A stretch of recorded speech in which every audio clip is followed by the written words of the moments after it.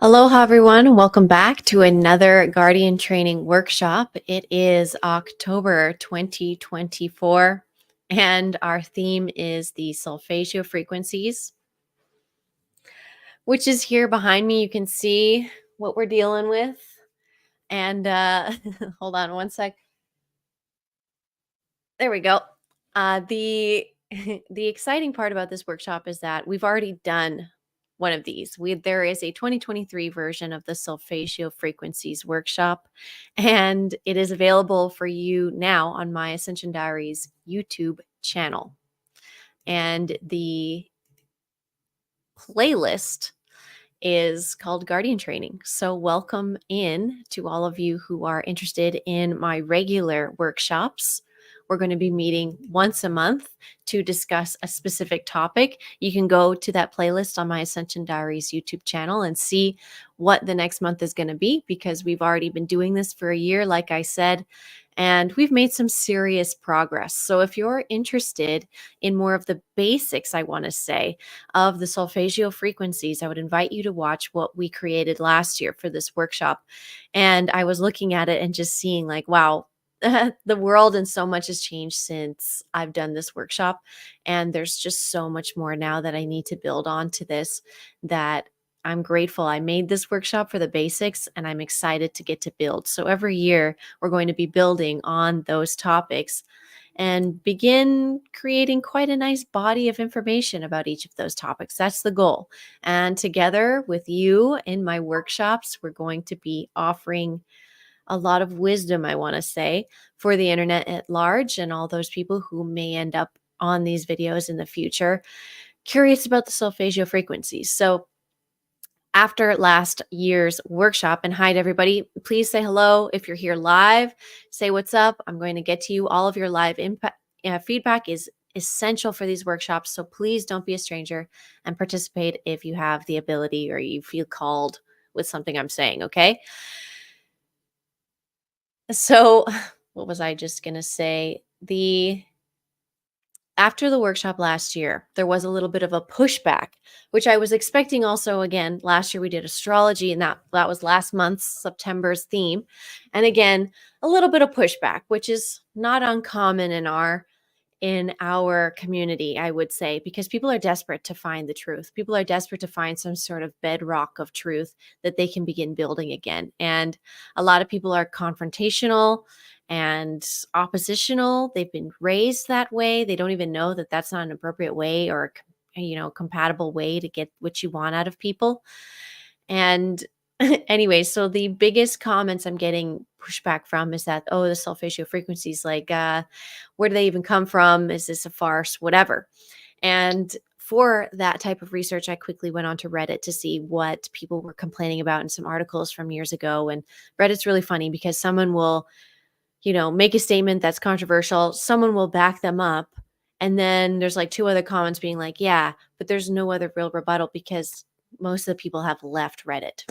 And the people who can't move on and leave Reddit and join the I would say the conversation and other platforms that people have migrated to, all I'm saying is that it shows that there's actually a lack of, I want to say, a lack of due diligence, a lack of scientific, you know, momentum there with that kind of behavior. So scientists see someone else's theories and hypothesis, and when something inside them goes, that doesn't quite feel right, a scientist goes, okay, I'm going to test these theories for myself.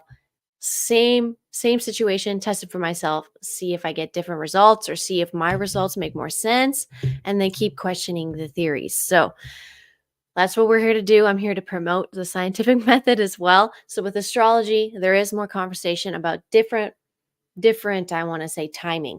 And there's systems that think that they have the timing figured out a little bit better. I haven't even fully dived into it because of the sourness, I want to say, the sour attitude that people, I want to say, approach me with this information with. And so when people are coming at you with sour attitude, sour milk, icky, acidic energy, it's not really that, you're not really like, let me gargle that. You know what I'm saying? It's not like that. It's like, ugh, what is wrong with you? First off, like, somebody didn't hug you enough first, and then the layers of the onion, the stinky. We'll get into it. But if people are being like that to you, just remember what I said and just be like, ooh, if their energy doesn't seem like something you want to put in your mouth and swallow, then get away from it, because you are literally eating their energy. The closer into the aura you get, more of their ideas they put in your head. It's food. So Solfeggio Frequencies, same kind of deal. There was a little bit of pushback, but I want to assure you that I have some information here that you can maybe rebuttal with, keep the conversation going in a healthy manner, offer this information. So when it comes to Solfeggio Frequencies and their authenticity, I'm not the woman for that. I'm here to show you the tools that I found that worked, because I am sensitive. And no matter what language, symbols, colors, intentions people put on anything in this reality, I just kind of stumbled through and picked out the things that tasted good, tasted right, and I remembered them, and now I'm distilling them into these workshops. The most basic way I can explain that. So, when it comes to Solfeggio Frequencies, the Gregorian chants are the conversation that we go on to next. I didn't watch my old workshop, so I maybe brought this up already. I hope I did. But that is the kind of the direction you can take it. And I know we're all asking the AI bots all this deep, historical information, and we're expecting them to just pull stuff up, right out of the Smithsonian, right underneath, right out of the documents underneath the Vatican. It's just like Alexandria's library, is on ChatGPT, you guys. So just keep asking it all your questions and believe everything it says, because I'm just kidding. But that is also part of the conversation, is where is all this information actually, and can we get it sorted out? So we've sussed out most of it. Gregorian chants is another place you can look. I looked it up. Certain frequencies are regularly hit when listening to the traditional Gregorian chants. So that is potentially where you can kind of, I want to say, weave, as a certain someone kind of brought that that terminology into play.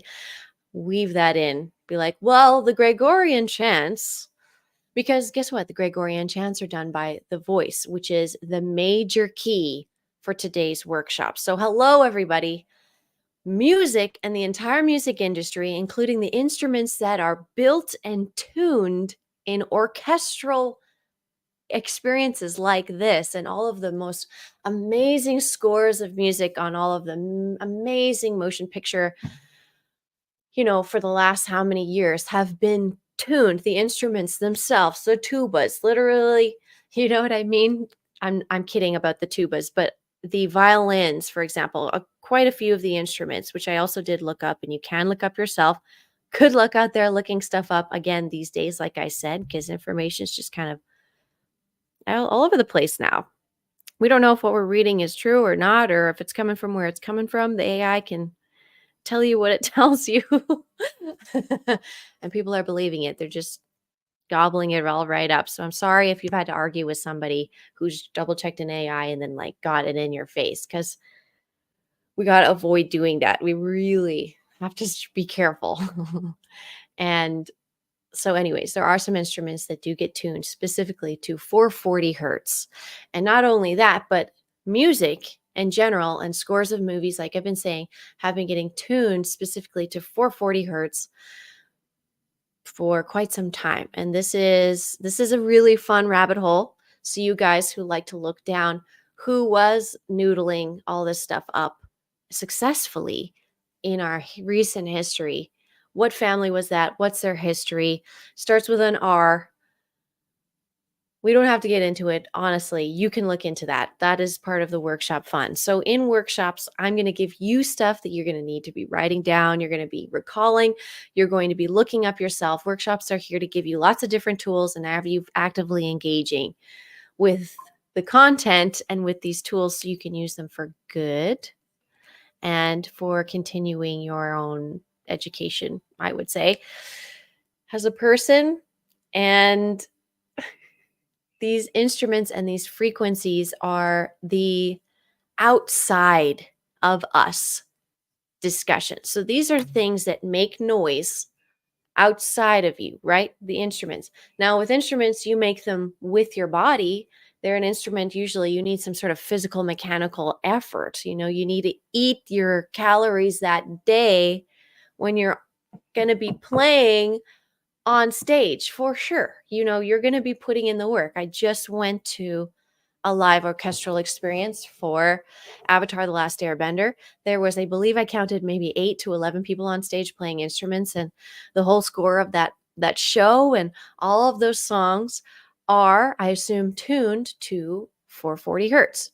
Now, when you look this up, you can see, and I did see the AI give me the answer, like some concert instruments are tuned to 442, which is one of the solfeggio frequencies. Now there's 9 solfeggio frequencies.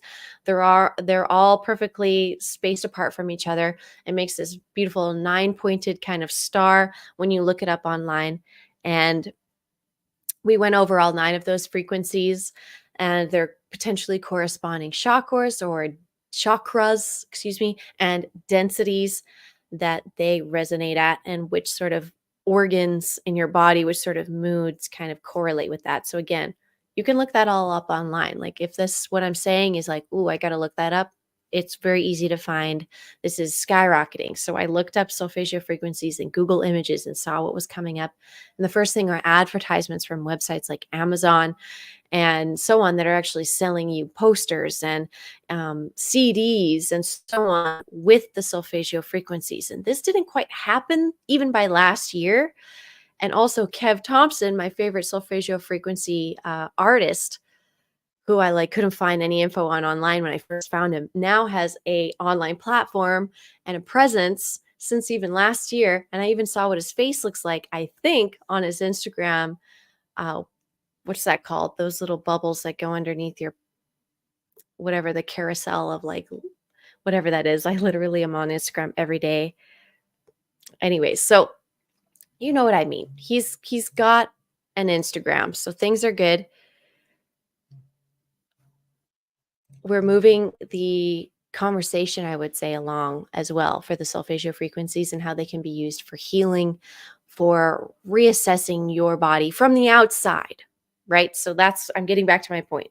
We're circling back. We're weaving back to the fact that a lot of what I've discussed in the solfeggio frequencies and frequencies at large and instruments and music and the whole music industry being turned upside down. Finally, that iceberg just flipped on itself and we get to see all the crap that's at the bottom, and they're all talking crap about each other, and the gossip is lighting everything on fire, and the the TikTok generation is taking all this information and disseminating it like crazy.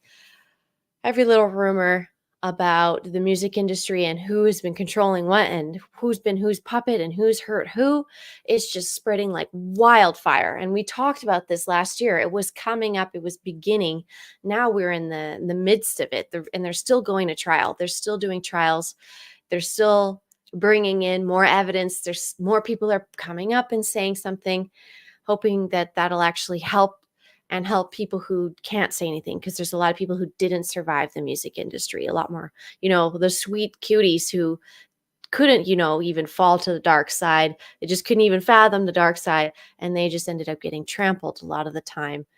And they didn't feel bad because they see that as weakness. The dark side sees that as weakness. They don't see them trampling on things as something that, they should be careful of.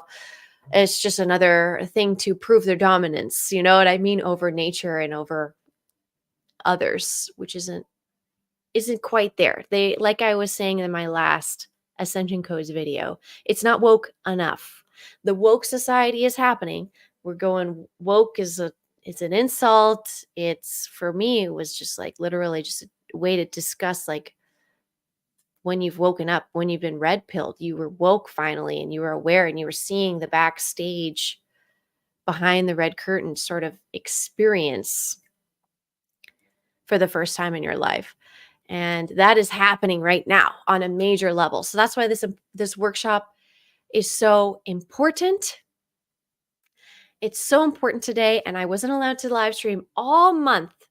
I wasn't allowed to go on stream, and I have so much to tell you guys. I have so much to tell you, but this is not for the workshop. We're specifying about sound in this workshop because that is the crutch, and it's not about the sound that is outside of you anymore. We are watching on a macro level And you're going to be the microcosmic, reflection of that, where the music industry and the musical influences, including all frequency, because frequency and music are kind of the same word if you really think about it. All frequency coming out of all things is all being discussed on the outside of you. And how does it work on the microcosm, and why are we here today for part 2 of this workshop is that it must now it the message was, it's the noises out of you that matter. It's the noises out of you that matter today. So that is the biggest message. And I swear, every time I do these workshops, I know they're coming. I schedule them. I'm the only one other than the Patreon group holding me accountable to do these workshops. And I know what the theme is, and I just sit in my house. And then the day before or the day of, it's just like an avalanche of information, and I feel it coming, and I start writing notes a few days before. I'm feeling information coming, but it's so much that I'm like, I'll deal with that when it's the day. I'll deal with that when it's the day of. That whole wave of information, it's coming, but I know what day it's supposed to be, so I can schedule those waves. And I do that with my clients now, because when you guys schedule with me, it's like a wave of information, and I have to schedule those waves, or else I'm just underwater all the time. So does that make sense? So the wave of information for this workshop was huge. It was massive. So it's filling this concert hall for sure that I'm sitting in front of. And so does the music. Okay, the music, and right down to the basics, like I was saying, the instruments and the voice.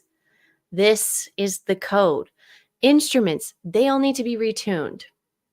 That's just number one. Guardians, can we promote that instruments need to be retuned to 432, or, constant instrumentation, 442, whatever it is. I think it's supposed to be what is it? 432, there's a bunch of them. 417 is the solfeggio frequency.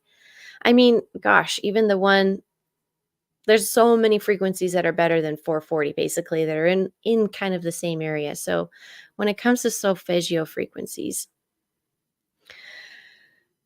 they can go to the solfeggio frequencies is 417 and then 528. So I would say 417, 528 is a good spot for your music, but you could have, like I said, there's 9 of them. So here's all 9, just so you guys can get this out of the way early. So we got 174 hertz, 285 hertz, 396 hertz, 417 hertz, 528 hertz, 639 hertz, 741 hertz, 852 hertz, and 963 hertz. So 960, like those 369 numbers, did you see how they were multiple times? The grouping of 369 was also coming in multiple times with this particular scale. Now, there's other frequencies, obviously, that are really awesome for us outside of the solfeggio frequencies. So I was using the solfeggio frequencies conversation as a springboard to basically say, hey, listen, the frequency conversation and music industry is in a moment. This is a historical moment, and I'm waving my arms around like, whoa, hey guys, this is it. Like, any of you guys who have the capacity even to tune your instruments and play and create music in the solfeggio frequencies and in more beneficial frequencies, whatever you're guided to, just like look at all 9 of these and be like, which one of these calls to me the most? Listen to them. Many different people are now making albums with music at each of those frequencies. I'm also seeing online potentially where they're playing all 9 at the same time out of a YouTube video. Don't know how I feel about that. Would experiment with it, but I didn't do it because I just learned about it as I was about to start this video. So recommend give each of them their own realm of time is what I want to say, if possible, for your own your chakra and kundalini cleansing. Hit one chakra at a time. Give your body a break, because like I said, there's music coming at you all the time. Frequencies sound from outside of you a lot, and depending where you live, of course, it's more loud or not. There's more density to that music or not. You're in the middle of the city versus in the middle of the tundra. The music's going to be a little different, but pretty sure up there in the tundra and all these places you can still get a phone signal. There's going to be a little bit of that extra music available. And then everybody's doing ham radios now because of the disaster that just happened this October when all of those solar flares came in, rung us like a bell, and bells became a huge part of the conversation as well. Do we have solfeggio frequency bells? There are some, I believe. There are tuning forks you can buy, solfeggio frequency tuning forks. So same kind of energy coming in again. Frequency, vibration, sound. October was a really big deal. Hungarian bells was going viral because the myth is that Hungarian bells were played all day, basically, whenever there was some sort of crazy storm building up to kind of break up the storm, and going viral for people on the southern east coast of the United States who have been dealing with major flooding and hurricane situation since this month has begun.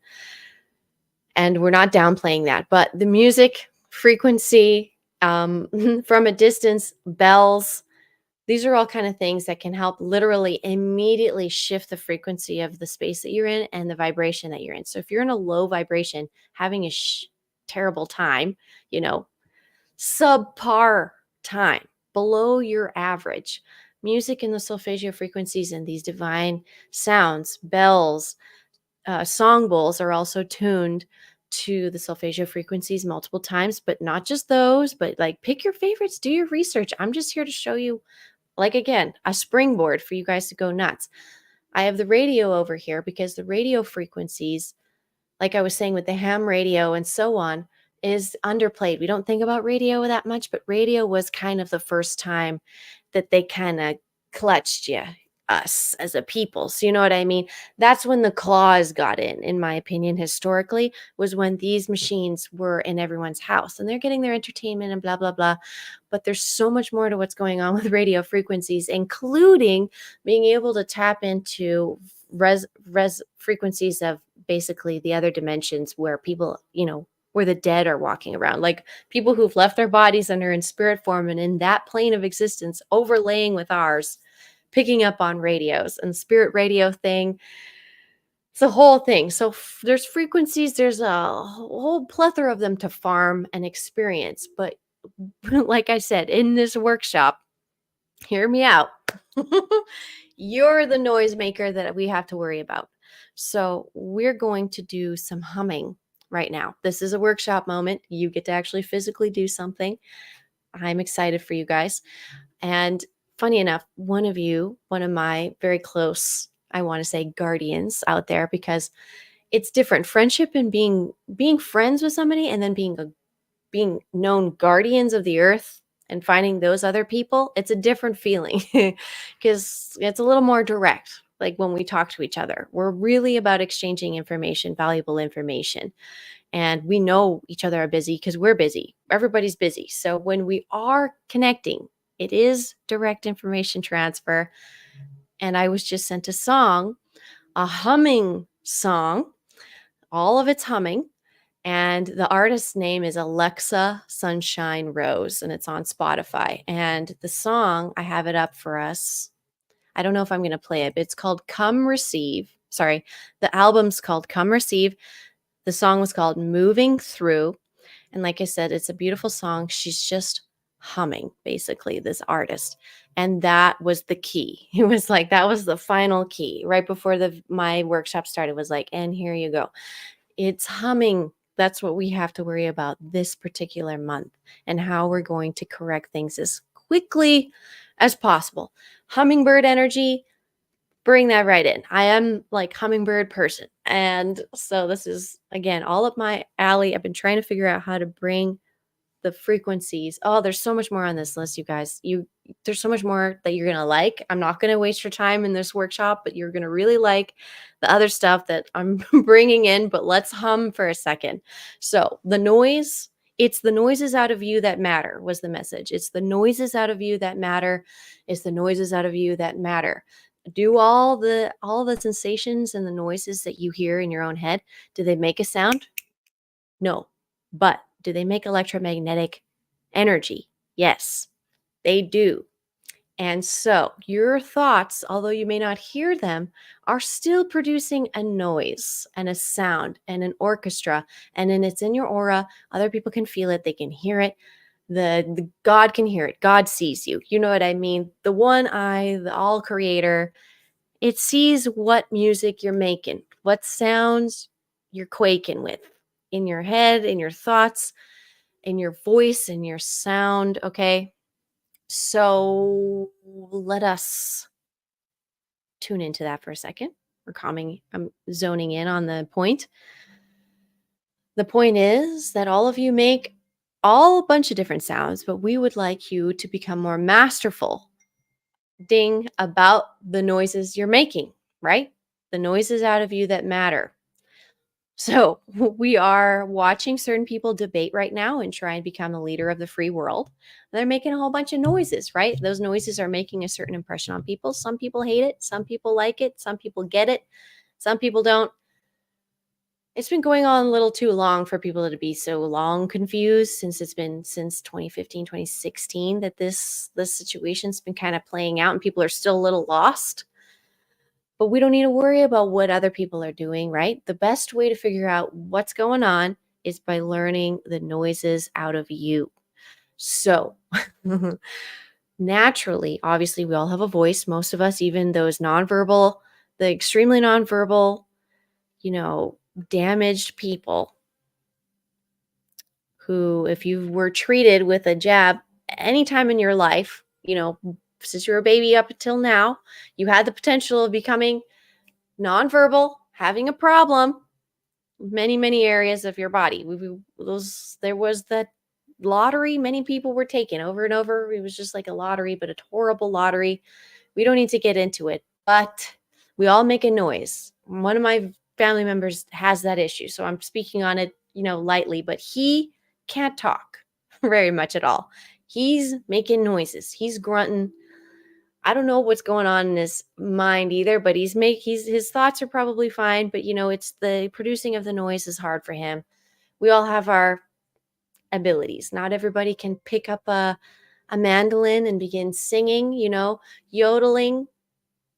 We all have varying degrees of noise making capacity. Really, it is about the intention, of course. Does it come from the foundation of love, the bedrock of love? Are the noises in your mind, your thoughts, and your words all coming from the bedrock of love? So every single one of you, based on your abilities, right now, I would like you to settle into your body, get comfortable where, you're not leaning weird on your lungs because we're going to fill up your lungs and then we're going to make a noise. So this noise is going to be specifically your noise. Now we're going to play with it because this is a workshop. So you get a couple tries and we're going to play with a couple things. So just play along with me. But the first one, we're going to try and access your most guttural, authentic, primal sound. Like you are an instrument, your body. You're a bell tuned to a specific frequency we don't even know. But if I looked at your astrology, I could probably, and the shape of your body, your density, I might be able to figure out your noise with math, right? From the outside, right? Noise and observation from the outside, influences from the outside. But from the inside, you are this beautiful fractaline being, crystalline fractaline experience, this microcosm of the greater thing. But somehow we all also make a little bit of a different tone and a different sound, right? Even identical twins, I bet if we did this workshop with them, they may squeak out a different noise. If we put them in different rooms, you know what I mean? How they do, separate them and then watch them do the same thing in two different rooms. That quantum entanglement of two embryos, through gestation is pretty powerful. So with you and your noise, maybe you're quantumly entangled with your sister or your best friend or someone, do this experiment and maybe even extra fun, right? Like, why not? You can record it with your phones. Everybody's got a microphone and a playback option and their devices with them. That's why they gave us these microphone and camera. They were like, we need one of those in everybody's hands, right? So those work really good for us. So let's use them to experiment with our friends and family about what their natural noises are, really, and from the base, that bedrock of love. Okay, so that's the only prompt before you make the noise, is your authentic noise from the bedrock of love that is your unique signature sound. What is that going to be? So let's do it together. I'm I'm super tempted to make a really unexpected noise just to make you guys laugh. So unfortunately, I'm blowing my own joke ahead of the time, but it's for my own, because I'm literally laughing my head off in my head right now. I'm laughing so hard about what I was about to do.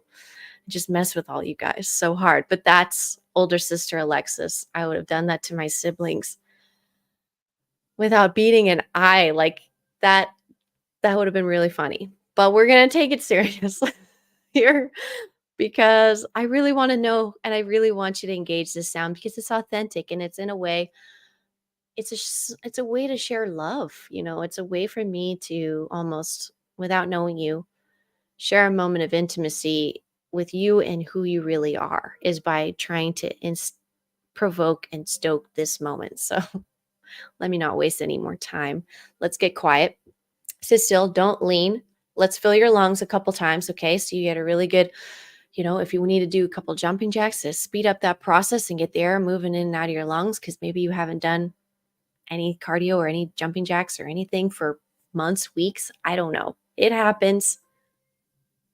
PTSD is hard, storms and disasters, they make your nervous system go into survival mode. And so I get it. But get up, dude, like 10 jumping jacks right now while I'm rambling if you can. I would do them if I wasn't hosting. We're getting some air into the lungs. It also helps to bring your head, arms above your head. I'll release. I'm sitting on a ball, so that might sound funny, but exercise ball, sit on that. I'll say that forever. One of the best chairs ever for you. Okay, so now fill up your lungs. Do loud breaths. We're just going to work your way into it, because some of you are shy. I can tell. Obviously, don't do this at work. Do this in the privacy of your own home or your car. Really, just commit to this. Commit to it for a second. Take yourself seriously for a second. Keep those lungs going.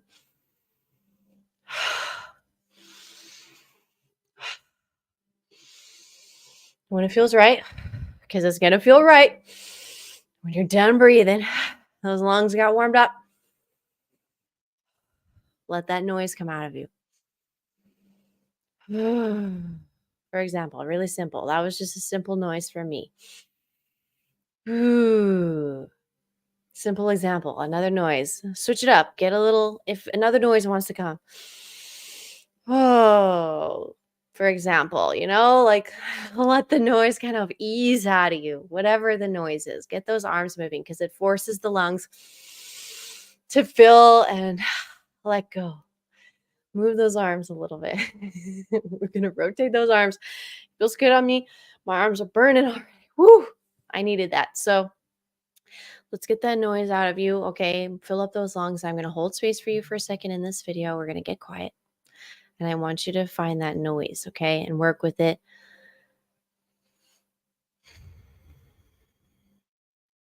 We're going to come from the foundation of love, right? So bedrock and the foundation of love that you are as a being. This is your noise.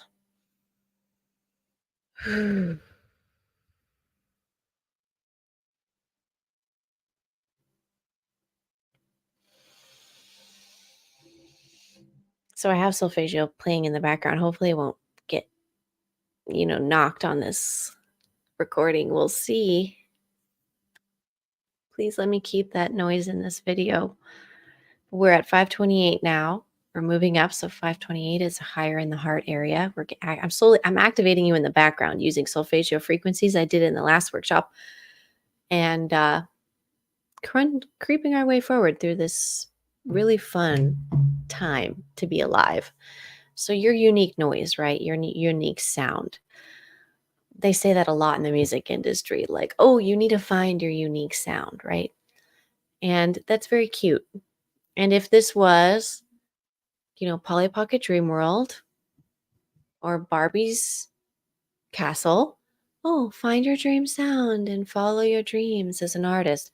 But what we've seen in the industry is like, yes, as soon as you find your signature sound and it makes money,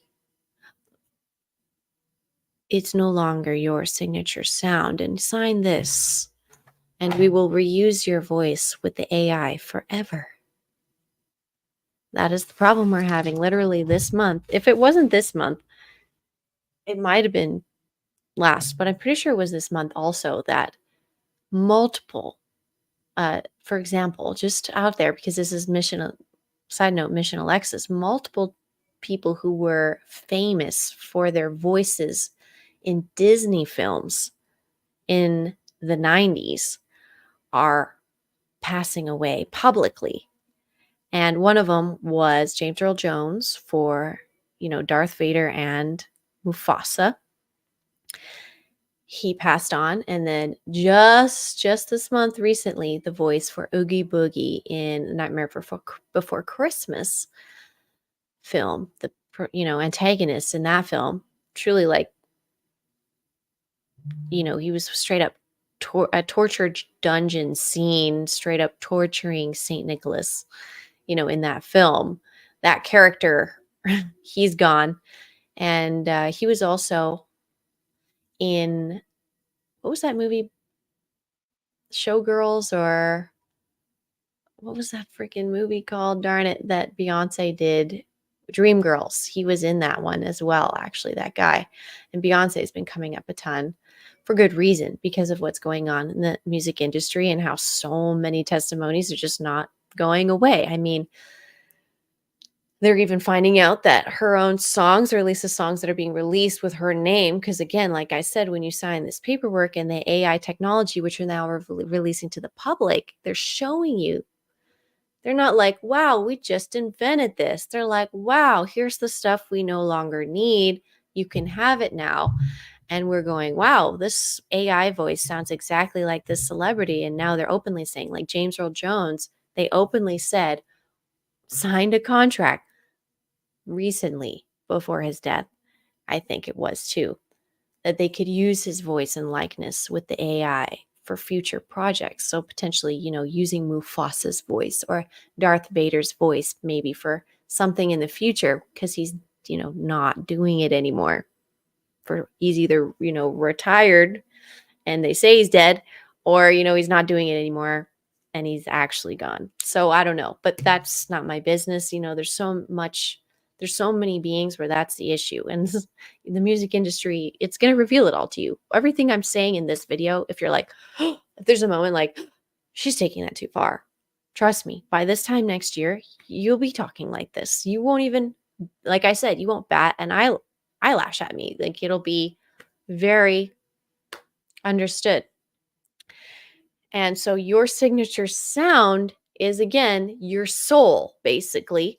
And so Little Mermaid, the movie, actually did a little bit of this. And I did just recently learn it's like actually there was like a Russian animation.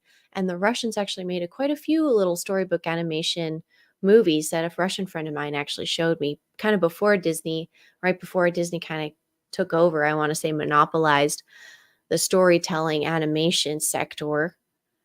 But they're all old stories. Like, this is all old stories reworked again and again and again, and put a new plaster of paint on that rental. You know what I mean? It's kind of energy.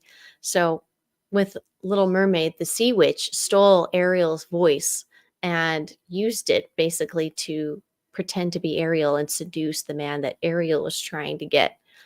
Just because she's a witch, she thought it would be funny to steal Ariel's soul, because she was the daughter of King Triton, the king of the ocean, in that storyline. Now, King Triton's a story, and then we've got Poseidon coming in also, which we will get to. Oh my gosh, there's literally so many codes. Now I'm like, oh crap, I just forgot. I just opened up that book and was like, oh shoot, there's a whole book here that wants to be talked about as well. So we're going to get into that in a second. Don't let me forget the Minnie Mouse, Minerva Mouse situation and what's going on with the divine feminine as well from those companies. But we're going to go back to the soul thing for a second. The voice, the soul, Very important. So me, your friend Alexis, putting her face, and I'm speaking into a decently quality microphone, my voice and my face. You know what I mean? I took that risk. I didn't know all the way the risks I was taking as I began doing online content or speaking online. But in a way, this machine has now captured the likeness of my face and of my voice the best that it can.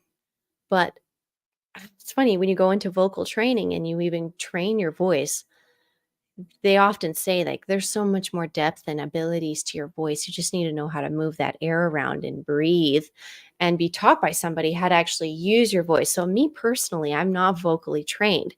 So I could potentially expand and unlock more of my own voice and my own noise just with a little bit of practice and training. Ta-da! We weaved it back in. So we're here again to train your soul, train your voice, train you, get you more expansive, make you the ever expanding rose, make you uncapturable, make you breaking out of that glass box and those glass ceilings all the time with your potential. And that's what humans are, in my opinion. That's what a soul and what life is. So we're pro-life in the sense that we want to encourage life to grow and expand and evolve. And like those beings who, like James Earl Jones, they cannot grow and evolve their voice and their acting and their likeness any farther. So they're stuck in a way, and the AI is kind of capturing them. And we'll see what they do with that. I'm curious how that's going to look. Probably most people are going to be like, don't love this. And it's probably not going to be a big hit because it hasn't been a big hit. They already kind of tried to do with holograms, and people were kind of like, that's insulting. Like even the sleepers were looking at that like, just let dead people rest. You know what I mean? And that's instinctual. That's that bedrock coming from love kind of energy. Like we know better. And so with frequencies and sounds and things that are popular now, they're not always popular, and the sounds of generations change as well. The music, what's popular in certain generations and who's in control of the music industry at certain times, who's leading the charge in the music industry at certain times in history has changed, and so does the sound through history.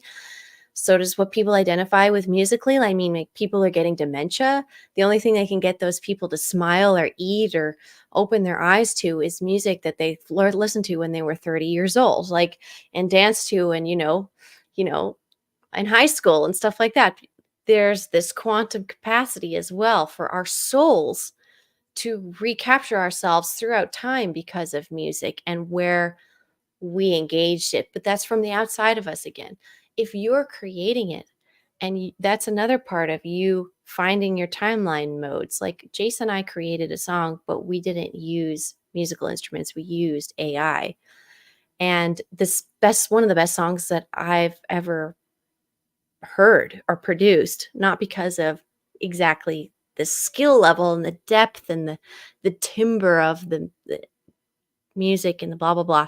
It was the lyrics that it wrote and the way it wrote them and the way it like punched it, with the beat, and with it almost took more risks with the techno, honestly, with the lyrics. And it took more risks, and it was allowing us to expand creatively because it was taking risks that were outside of our cultural ideas. But the AI is taking risks all the time because it doesn't actually fully get, I feel like, the cultural subconscious programming that happens to us generationally. And that was a big thing that was coming through. And we're going to talk about that on my next video. So if you want to subscribe, hit the notification bell, join my Patreon, I'll invite you to our next workshop. So now that you've kind of found your unique noise, right? And again, I've encouraged you, like you may even want to go get vocal training and go expand your voice. It expand your voice, you expand your soul, expand your potential in ways you may not know possible, is kind of what I'm getting to. So the noises that come out of you are informed by what's outside of you all the time. Environmental factors is what we call it in psychology. And it's nature, environmental factors, versus nurture, your genetic factors, and how you were raised in the environment, the people who built you and what they did to you until you were an autonomous being as a young child or adult. Basically, you become kind of autonomous around 7 to 11 years old. I know I'm just rambling and not listening to your comments, but keep writing them because we're going to pull them back in. Thank you for being here, you guys. I'm just getting all of this out. Like I said, it's like an ocean of information.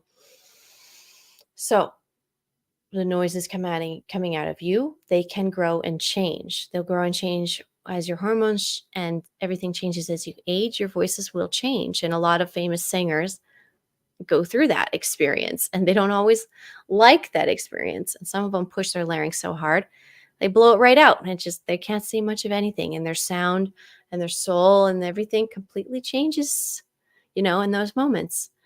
And this is what I'm really trying to bring you guys to for some reason. This is the golden apple of the video.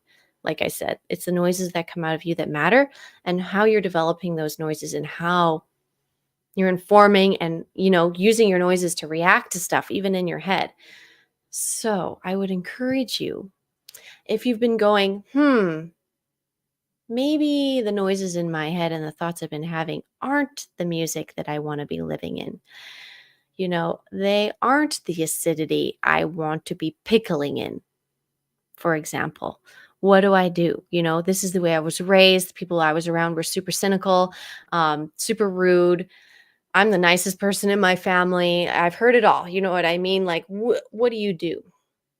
Well, my encouraging factor is, you're going to have to start branching out to places you maybe have never gone.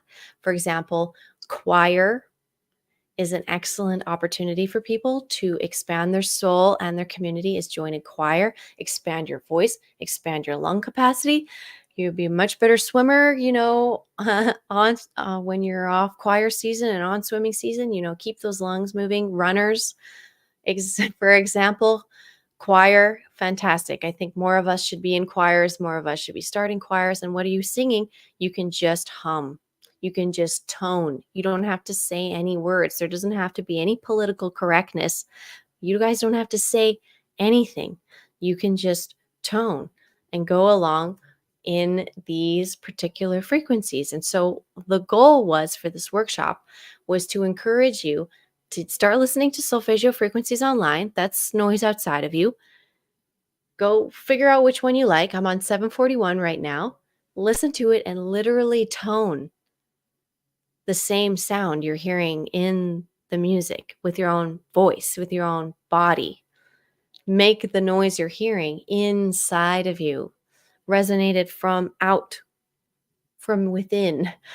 Use that voice box to, and if you keep your teeth just slightly ajar when you do it, your teeth will actually begin to rattle with the noise and rattle into each other, and it'll rattle into your nerves and into your organs, and it'll resonate them as well. So if you've ever done any sort of toning and no one's ever taught you that, you can do it where your teeth are just barely touching, but when you hum and when you you can feel it rattling your mouth right away.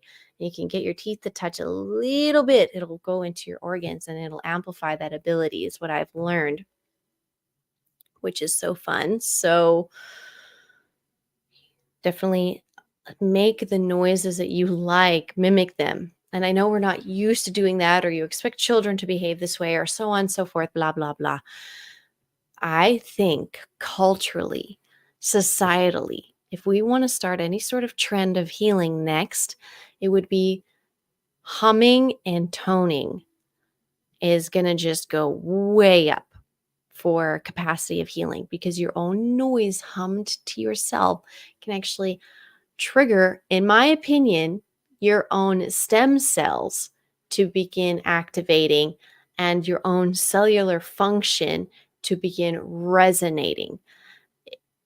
And so if you're having a little bit of a problem with your health and you can't seem to get things moving along, and I've encountered people like that, and it's hard to be in the presence of someone who is unwell because they've gone so far out of, I want to say, nurturing themselves, that now they're relying on other things to nurture them and they're on their last legs.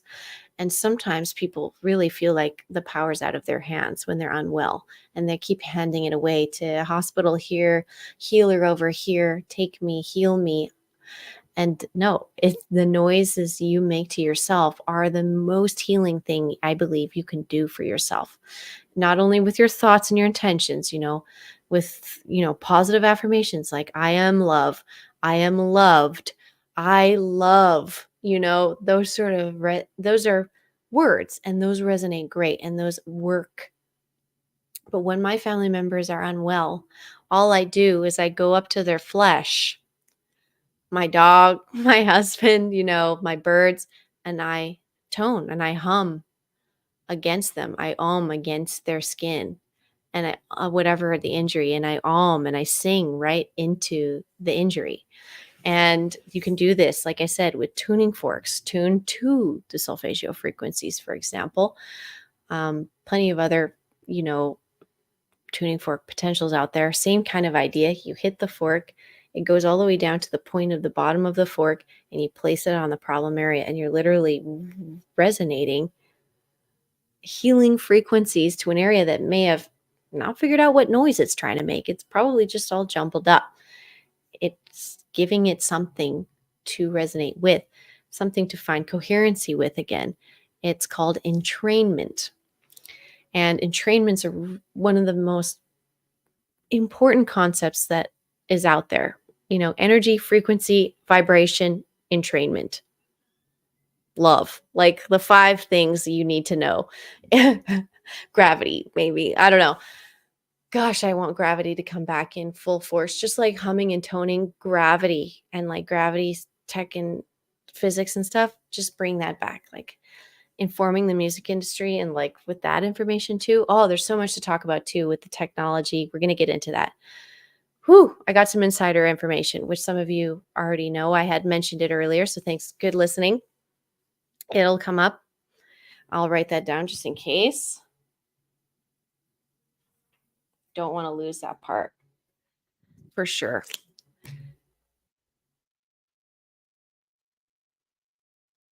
So we're gonna so now that you've made your own noise, you're familiar with your sounds, whatever it is, and you may have a huge vocal range. You may be able to make a whole bunch of sounds.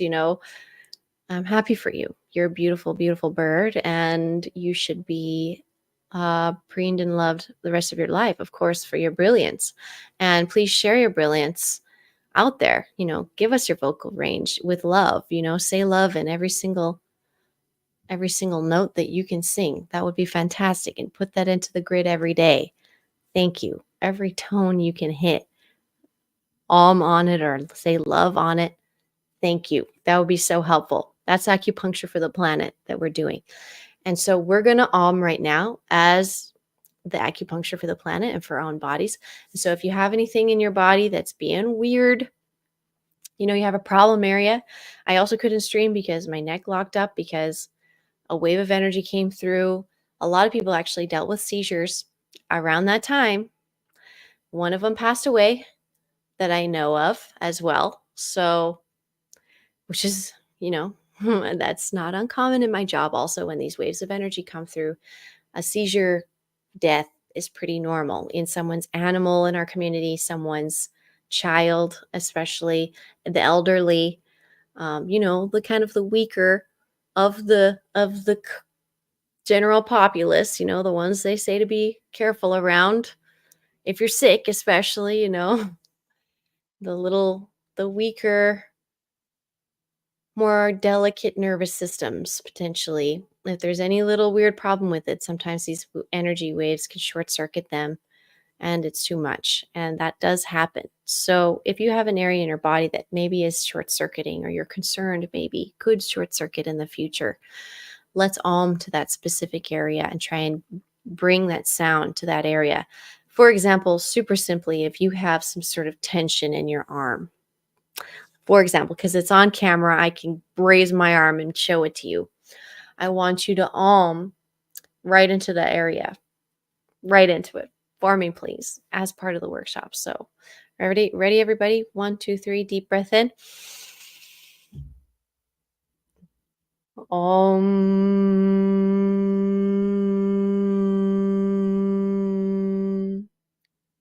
For example.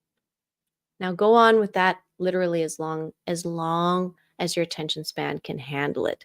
The more you do it, like there is, I almost, it's like there's, you can't have too much of a good thing. And I'm wondering, like, can you have enough alms in your life? Really? You may just like resonate out of this density. And if that's what you want, go ahead. Like there's definitely going to be consequences for it. But what are the consequences in this case? Resonating to a more pure consciousness field energy seems to be kind of what the Om represents overall. And that's how I've used it, and it works really well. Exactly. Thank you guys. So great alming. Very nice. We've gone over that we need to be humming, toning. It's this noises inside. Gregorian chants is something you may also be interested in learn, even just imitating. And I don't know how good at this you are, but I'm pretty good at I have a little bit almost of like, and I know this is true about our nervous system, is that our nervous system actually, I think that they've recorded it reacts before the stimulus even is set off sometimes. So we actually have this premonitionary ability as beings. And they talk about this in Dune a little bit when they drink the spice or whatever it is, they take the spice and it gives them the ability to see into the future so they can drive through space and not hit anything. And so it's an interesting concept that to try and make it a little more concrete and physical, but it is something I think our nerves, I think I remember this in school, our nerves naturally do, which kind of shows about the quantum nature, time, what is really time. So you're reacting before stimulus, your body, there's something in there, there's something we're capable of reacting before something even happens sometimes with our nervous systems. And so I want to say, trust your momentum more and listen to these songs and try and preemptively know what, note they're going to hit next, thing they're going to say next. I do this all the time. I can only get a little bit ahead of the person, but it's fun. And listening to these musics and mimicking these musics is another way to like go chant along with them or make the sound, at least tone along with them. You don't have to say the words, but say this, make the sounds and try and listen to where the sounds are going and kind of let it take you on a trip, imitate the music of these things. And choir as well. There's gospel choir, there's angelic choir, there's monk, so many different monk choirs out there. And like I said, Gregorian chants, the different sectors of spiritual toning, I want to say, is available. There's libraries of it online now. We have a plethora of stuff we can engage. And so if you're starting to get aboard with this, definitely switch it up, do something new, try something new. You're listening to a lot of, let's say you're listening to a lot of droning sort of music, switch it up and get into some drums, for example. Very simple examples here. Oh, we got the fly has joined the party, which is interesting. So my little friend, the fly, I'm going to encourage you, if there's one that's coming to mind right now that you're like, ooh, this music, it could be even like really old, like the older the better, let's be honest, because stuff that wasn't recorded in 440 hertz, older than that sort of blip of human history, because it really will be that time that we recorded in 440 hertz is just going to be like a ha ha ha. Remember those couple 100 years? Oh, it was like nothing, like oh, blink of the eye and it's gone. I'm saying that a lot in this workshop for some reason. Things are happening fast in the blink of an eye. It keeps coming through. I'm saying it a lot. I'm not meaning to, but I notice it even my own patterns. I'm like, why is that happening? Whatever it is you want to look back on and listen to again that has some ancient frequencies, some ancient, toning, chanting, engage it more, bathe in it more, become it. We are a race and peoples, I would say in the West especially, that struggle to become things. They want to own things and claim things, but they don't become a part of it. They don't join it. With the Matrix movies were really, really, and I haven't even seen them all, I'll be honest. Like, I literally haven't watched them all because it was so dark. And I did not like the vibe or the sound energetically coming off of those movies. It didn't entice me. I wasn't like, yum, yum, yum, give me more. It was like, ugh, what is this? That was just my natural reaction. And the message again today I got was, it's not about leaving the matrix, I believe. It's about realizing that there is a matrix and that you are actively a part of making it. And the powers that decide what goes on the news every day, they want you to make it unconsciously in your dreams and at night because of everything they say. They want you to believe what they want and they want you to co-create with them and what they're making. But some people wake up to the matrix and go, "Oh my gosh, this is just a matrix." You know, it's a sandbox in a way, and these guys are taking up all of the attention and energy and efficiency of humanity playing their little game in the sandbox. But look at all this sand. Like, there's so much more space to exist. And so they begin doing so, and they began building into the sandbox and working with the matrix available, the materials, the divine matriarch, the divine feminine is the matrix.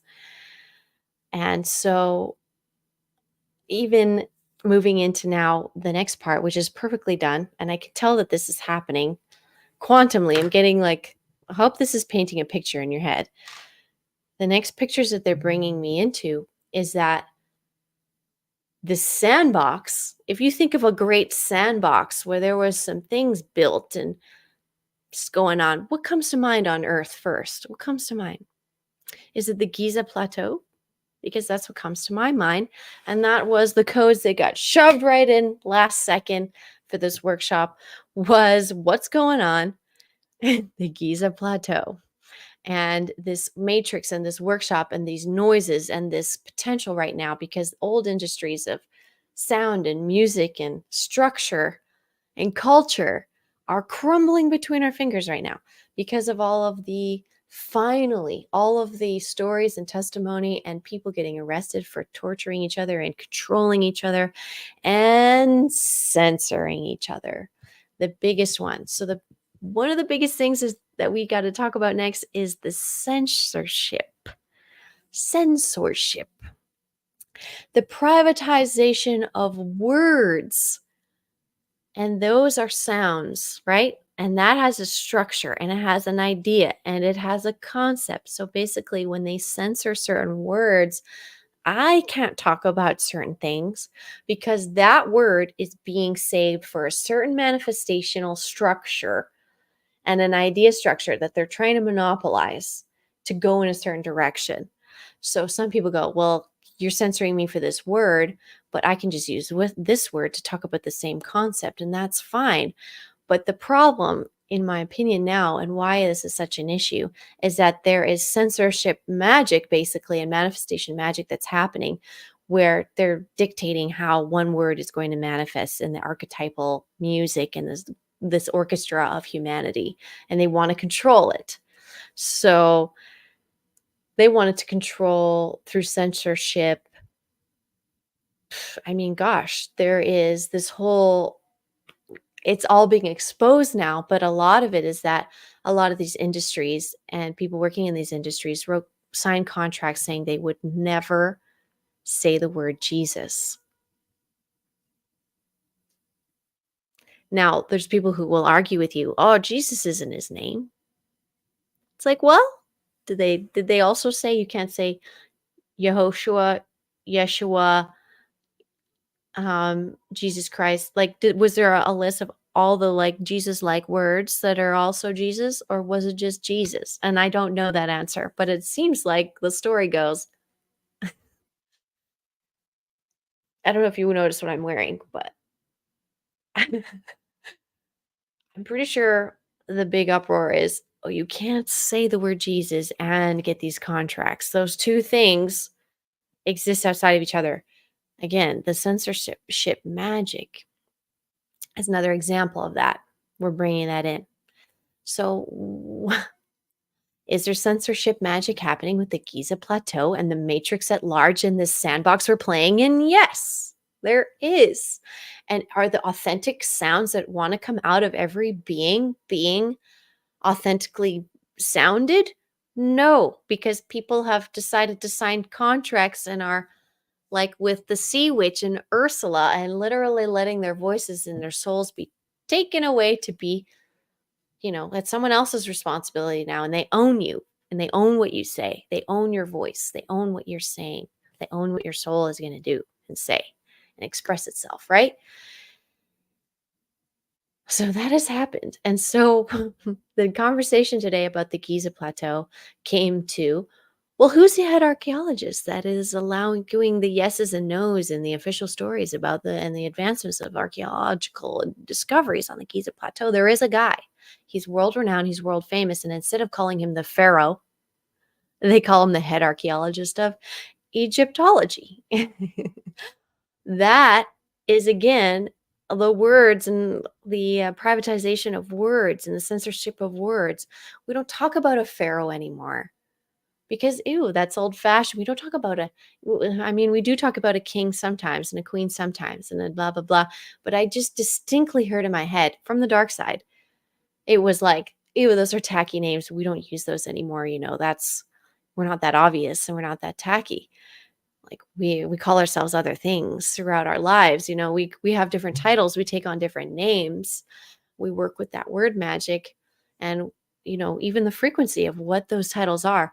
Head Egyptologist sounds and feels a lot different than Pharaoh of Egypt, but I'm pretty sure, you know what I mean, that those potentially are the same guy and the same situation. So with the Giza Plateau, there's so much to discuss, but basically those pyramids and the pyramids that are that large in China, in all of South America, and even in our in North America, over in the Cahokia Mounds and those pyramid structures as well, and in Bosnia.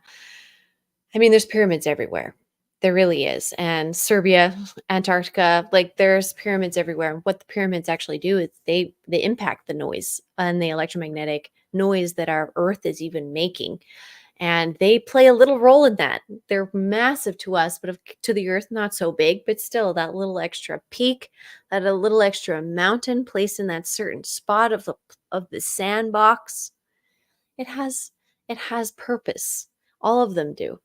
And they're making a noise, and all of them are being recorded as that. And I think on some of them, maybe the noise coming off of it is just a louder, more amplified 7.83 hertz, the solfeggio frequency of Earth. The Earth frequency is just getting amplified with those little nubs, little amplification nubs all around our planet. But each of those in the Giza Plateau, especially. Now, I'm going to have to just quickly take you on a side rant.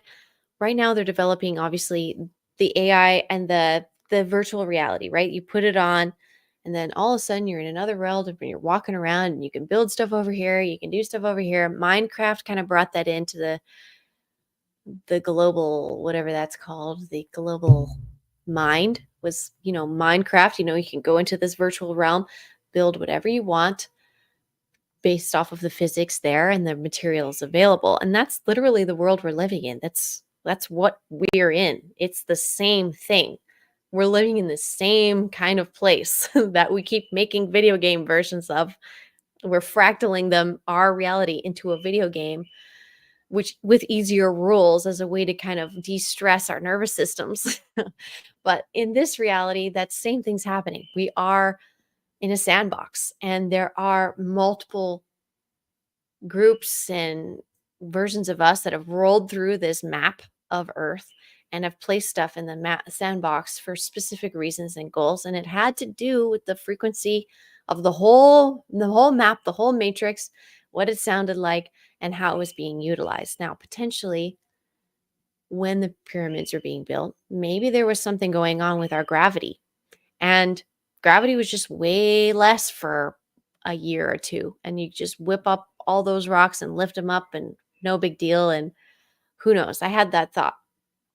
Basically, what's happened is that each of those structures, the main pyramid in the Gaza plateau, that was just kind of resonated there. Says the in the law of one. And to me, it was like cymatics. I got a vision about it today, basically, and I don't know how the pyramids were built, but the main one, what I saw was that they were using sound to be able to cut and grid the rock first into those blocks. And then I didn't see how they transported them. So that was the one thing I didn't see fully, which people talk about the Levites and the ability to levitate things. I'm thinking about gravity, shifts in gravity, potentially that maybe happened. I don't know. And somehow they got these stones. And what I saw is they lined up these stones around a center area, you know, along a square. So like a square base, because the pyramids are a square base, right? So you got blocks on one side, blocks on the other, evenly spaced blocks around this central thing, which could have been a mound or like a really old black mound, because in Egypt there is a few of those little nubs, like we were talking about, natural nubs that they had built these structures kind of around and fastened this more precise shape around these earthly nubs, which could have been meteors or something. Like, I'm getting all this information now. You can take it or leave it. This is really up to you. But what I saw was they placed all these stones. The blocks were ready, just like Legos or like Minecraft. There's like all these little blocks. They're ready to go around the central nub or the central thing. And then I saw that there was some sort of tech or something that made a noise, and it just kind of it brought all the rocks together. They were there, ready to go, evenly placed, closest to the source of sound, because they knew they were going to get drawn towards that source. But all I saw was there was potentially something, I don't know what it is, that made a noise, and it made all those available materials, those blocks, suction together basically into the shape of the structure they wanted. Like the blueprint of what they wanted the shape to be was in the sound, right? And then the rocks just kind of form to it, just like on the cymatic plate when they make the noise, and the little bits of silicon or like the sand form to that shape. And I was like, is this how they make the really tiny computer chips? Are they doing the same thing? And like, those structures in Mexico, especially, a lot of them have it's not just one pyramid. There's a few, and it looks like a computer grid. It looks like a computer chip.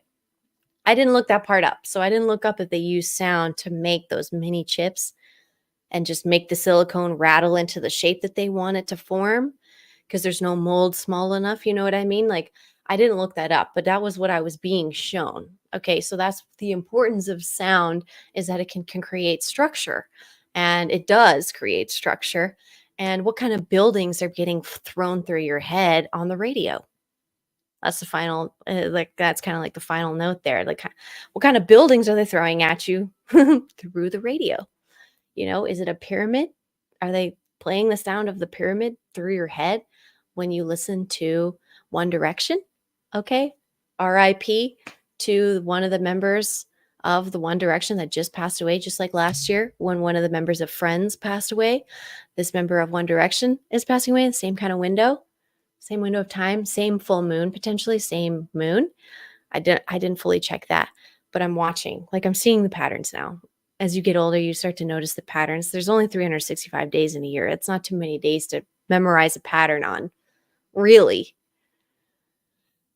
Especially if you're trying. Like, if you're not trying, then yeah, I can see how that can happen. But when you're trying like me and you're diarying it every day for the guardians to watch, be like, hey, because we don't want any funny business to go too far in any direction. We want to rein it back in again. The noise that we're playing as guardians is harmonious planet Earth, and we're making that sound, and we're trying to hold this little structure together.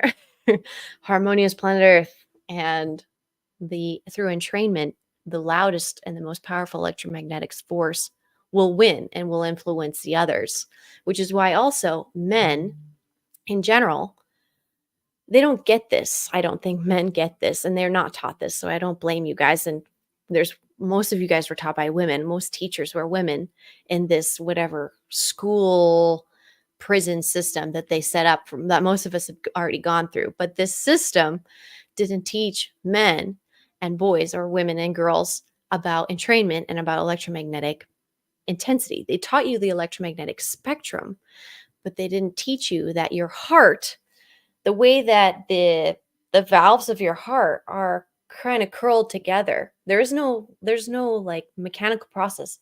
There is a vortexing going on with the valves of your and the folds of your heart, and it vortexes the blood through in a way that it continually is um, creating this like this like reaction, almost this crazy electromagnetic pulse reaction, and it creates the pulse that you are, and your pulse and your anatomical hearts, gentlemen, as you grow into your manhood anatomically, and as boys too, for the most part, you're bigger than girls all your life for the most part, your bodies, but your anatomical heart is actually physically larger, slightly, I'd say, than women and children, which means that your electromagnetic spectrum and your electromagnetic field, the actual pulsing force that comes out of your body, men, is on average stronger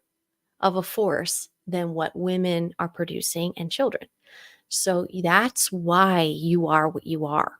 And why you're like, well, why do I have to? You are literally the strongest electromagnetic force, and you entrain the family around you, which is something you must take with great care, because no matter what, if you're mad, sad, happy, glad, your electromagnetic field is going to overpower and entrain your families for the most part, men, fathers, brothers, my brothers out there. This is real. And this is another major factor of this workshop, and why men and why all of these trials, and in the music industry, who's leading, who's making the biggest noise, who's making the biggest impact, who has the largest electromagnetic field, and who is competing against each other. Only men at a certain point can really go at it, which is why it's men on men violence, men on boy violence in the fields of influencing humanity, really.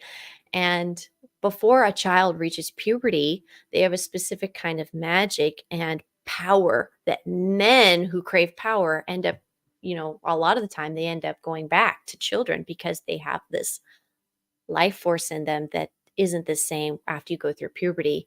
It changes. So a lot of people, they no longer are getting violence against them because they finally went through puberty, but they're just tossed aside and treated like the rest of the adults. And there's a lot of that going on with the child actor situation and child musician situation, is that they were literally harvested before they were, 9, 10 years old by men and people in this industry who are craving this magic and this power, because there was, that was the only other real source other than other men that they could get, I think, any sort of in training, sort of energetic pushback with.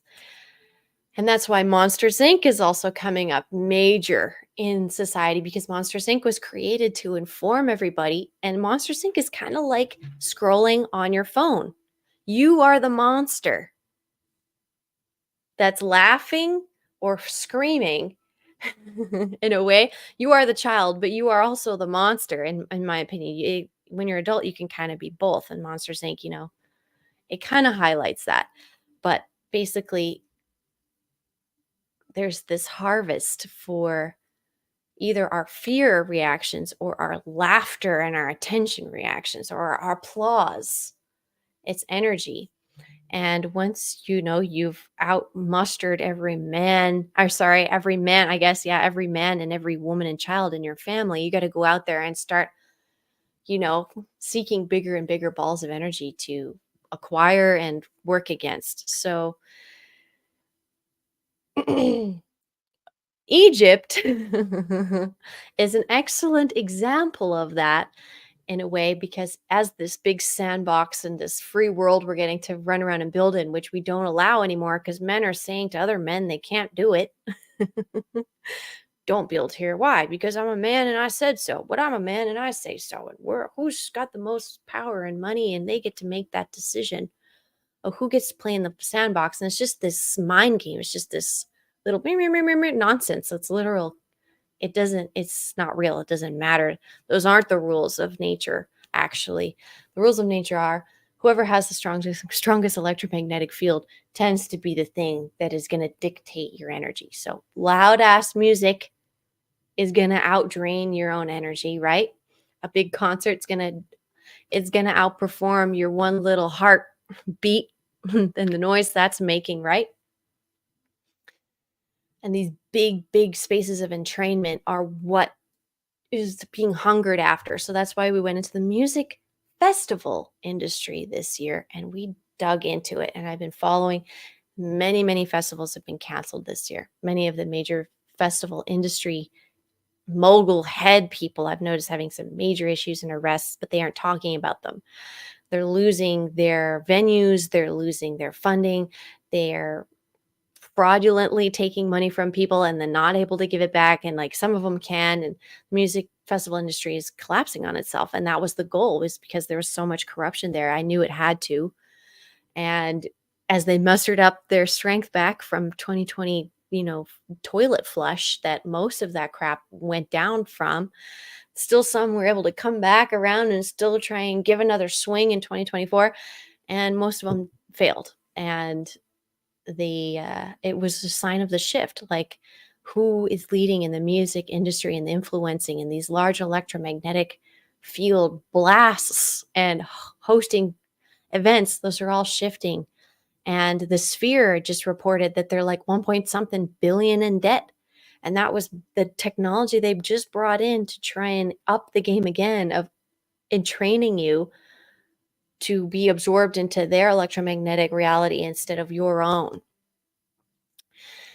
So in this sandbox of the Giza Plateau, it's being very highly managed because the antiquity, basically the history of who wandered through this sandbox and has made influences to the orchestra of Earth is there, and it's gathering there. And so one of the first things there is the Sphinx.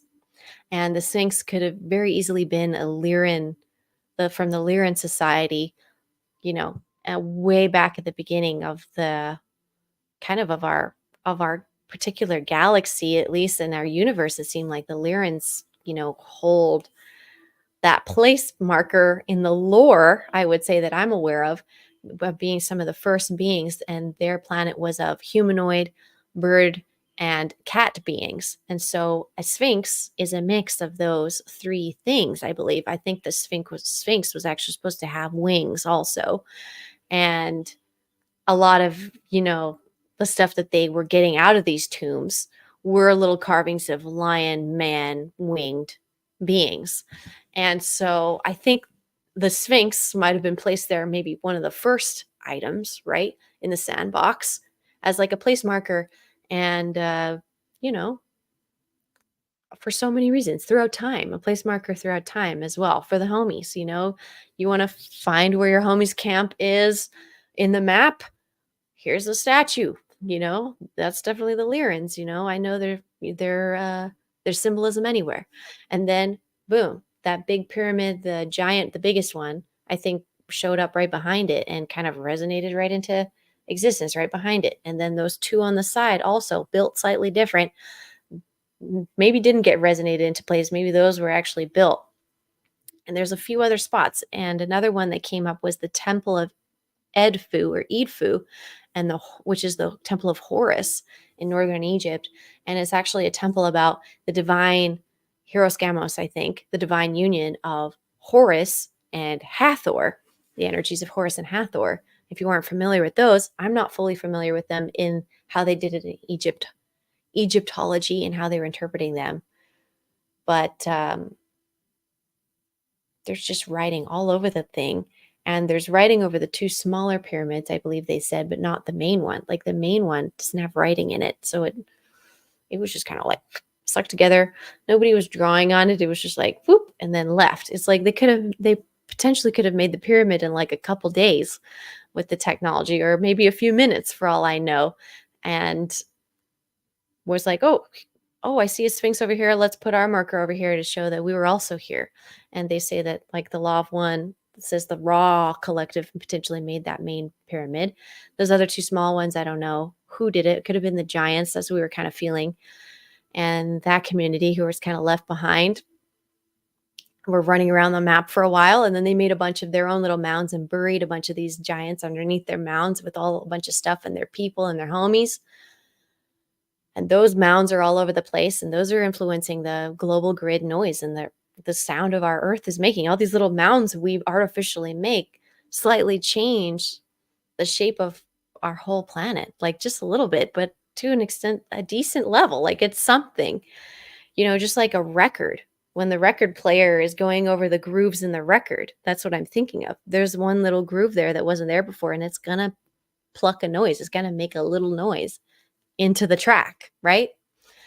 It's there. And this temple, this Horus temple, was very interesting. And it's one of the only places they say has any evidence of Atlantis, which is, again, I think Solfeggio Frequencies is also related to. Like, Atlantis is, it's from Pluto's stuff where they actually have a date and a location where Atlantis is. And it's off the coast of Florida and the Atlantic Ocean, toward in between Florida and Africa, kind of. That's where Atlantis was and is. And there's that whole conversation too. And like, what noise is Atlantis making? What are they up to? We don't even know sometimes. And the discussion of how all of the polar ice cap on the north was potentially weighing down the plate so much that Atlantis was the land that was coming out of the water on the other side of the plate. And when that water melted, that plate just sunk back down and it seesawed back into the ocean, potentially.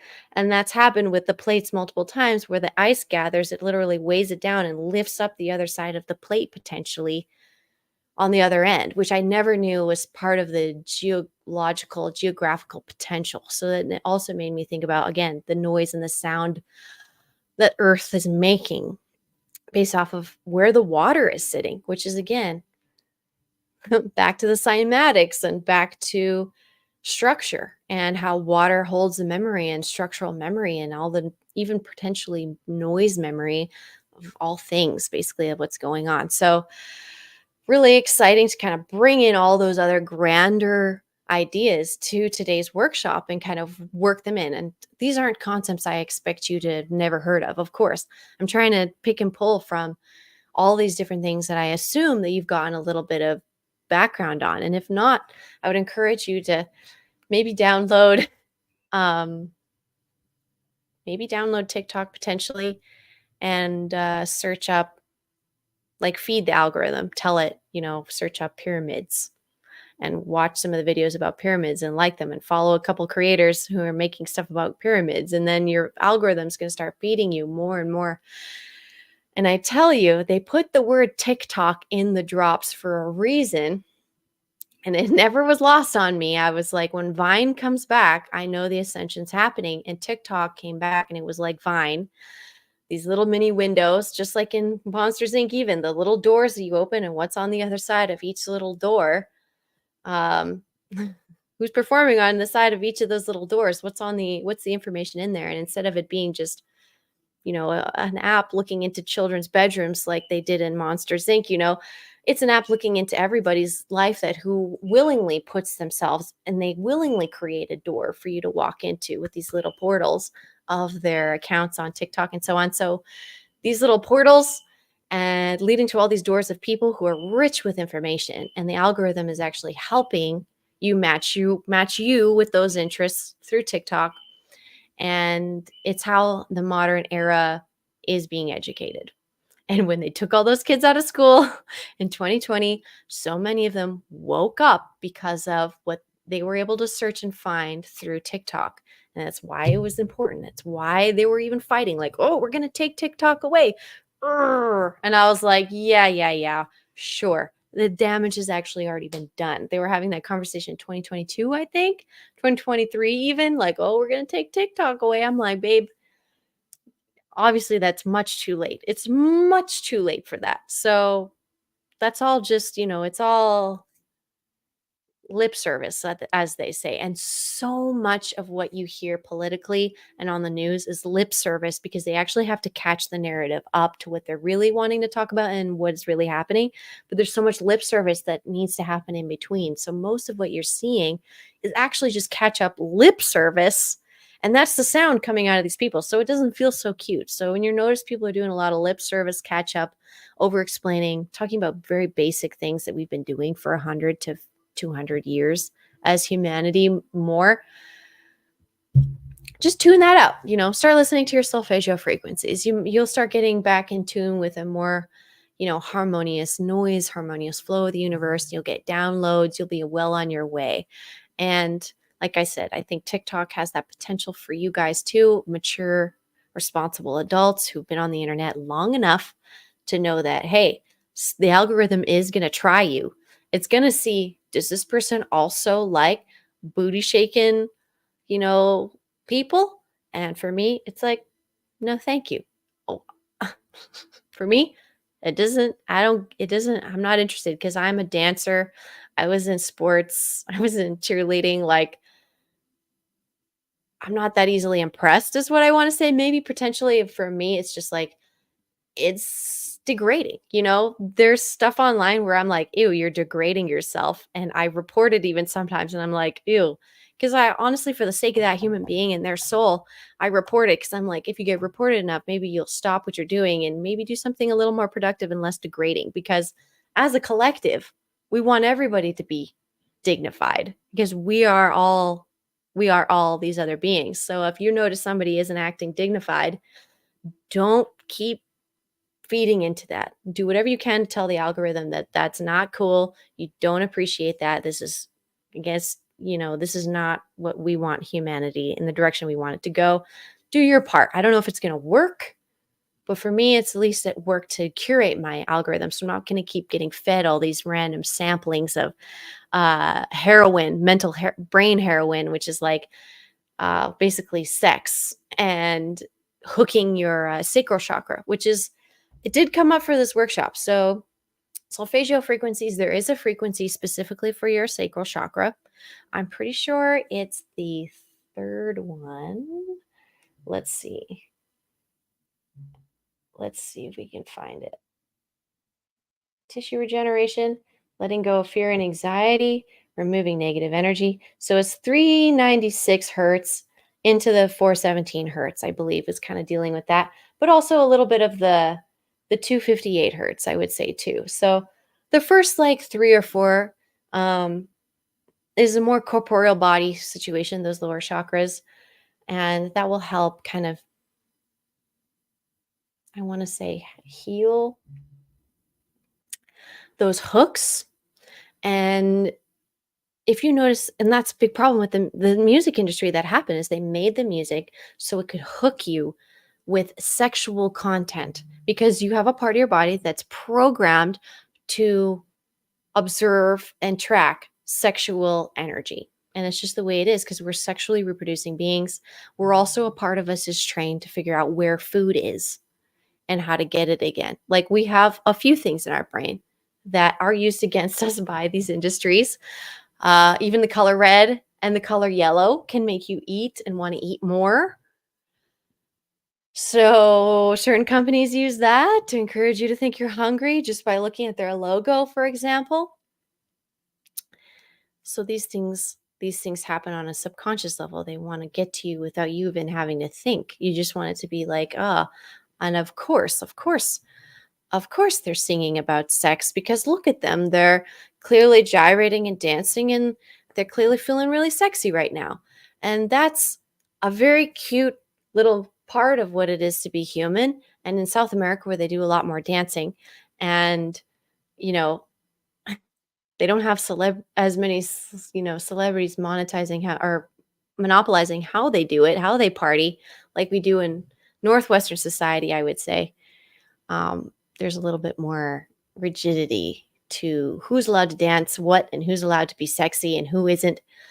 And so if you notice that there's anything even on your feeds, anybody, like, trying to expose themselves a little bit. We maybe aren't attuned to this as much, but I have a lot of Scorpio placements. So all my life I've been very actually attuned to people's sexual energies on the very subtle levels.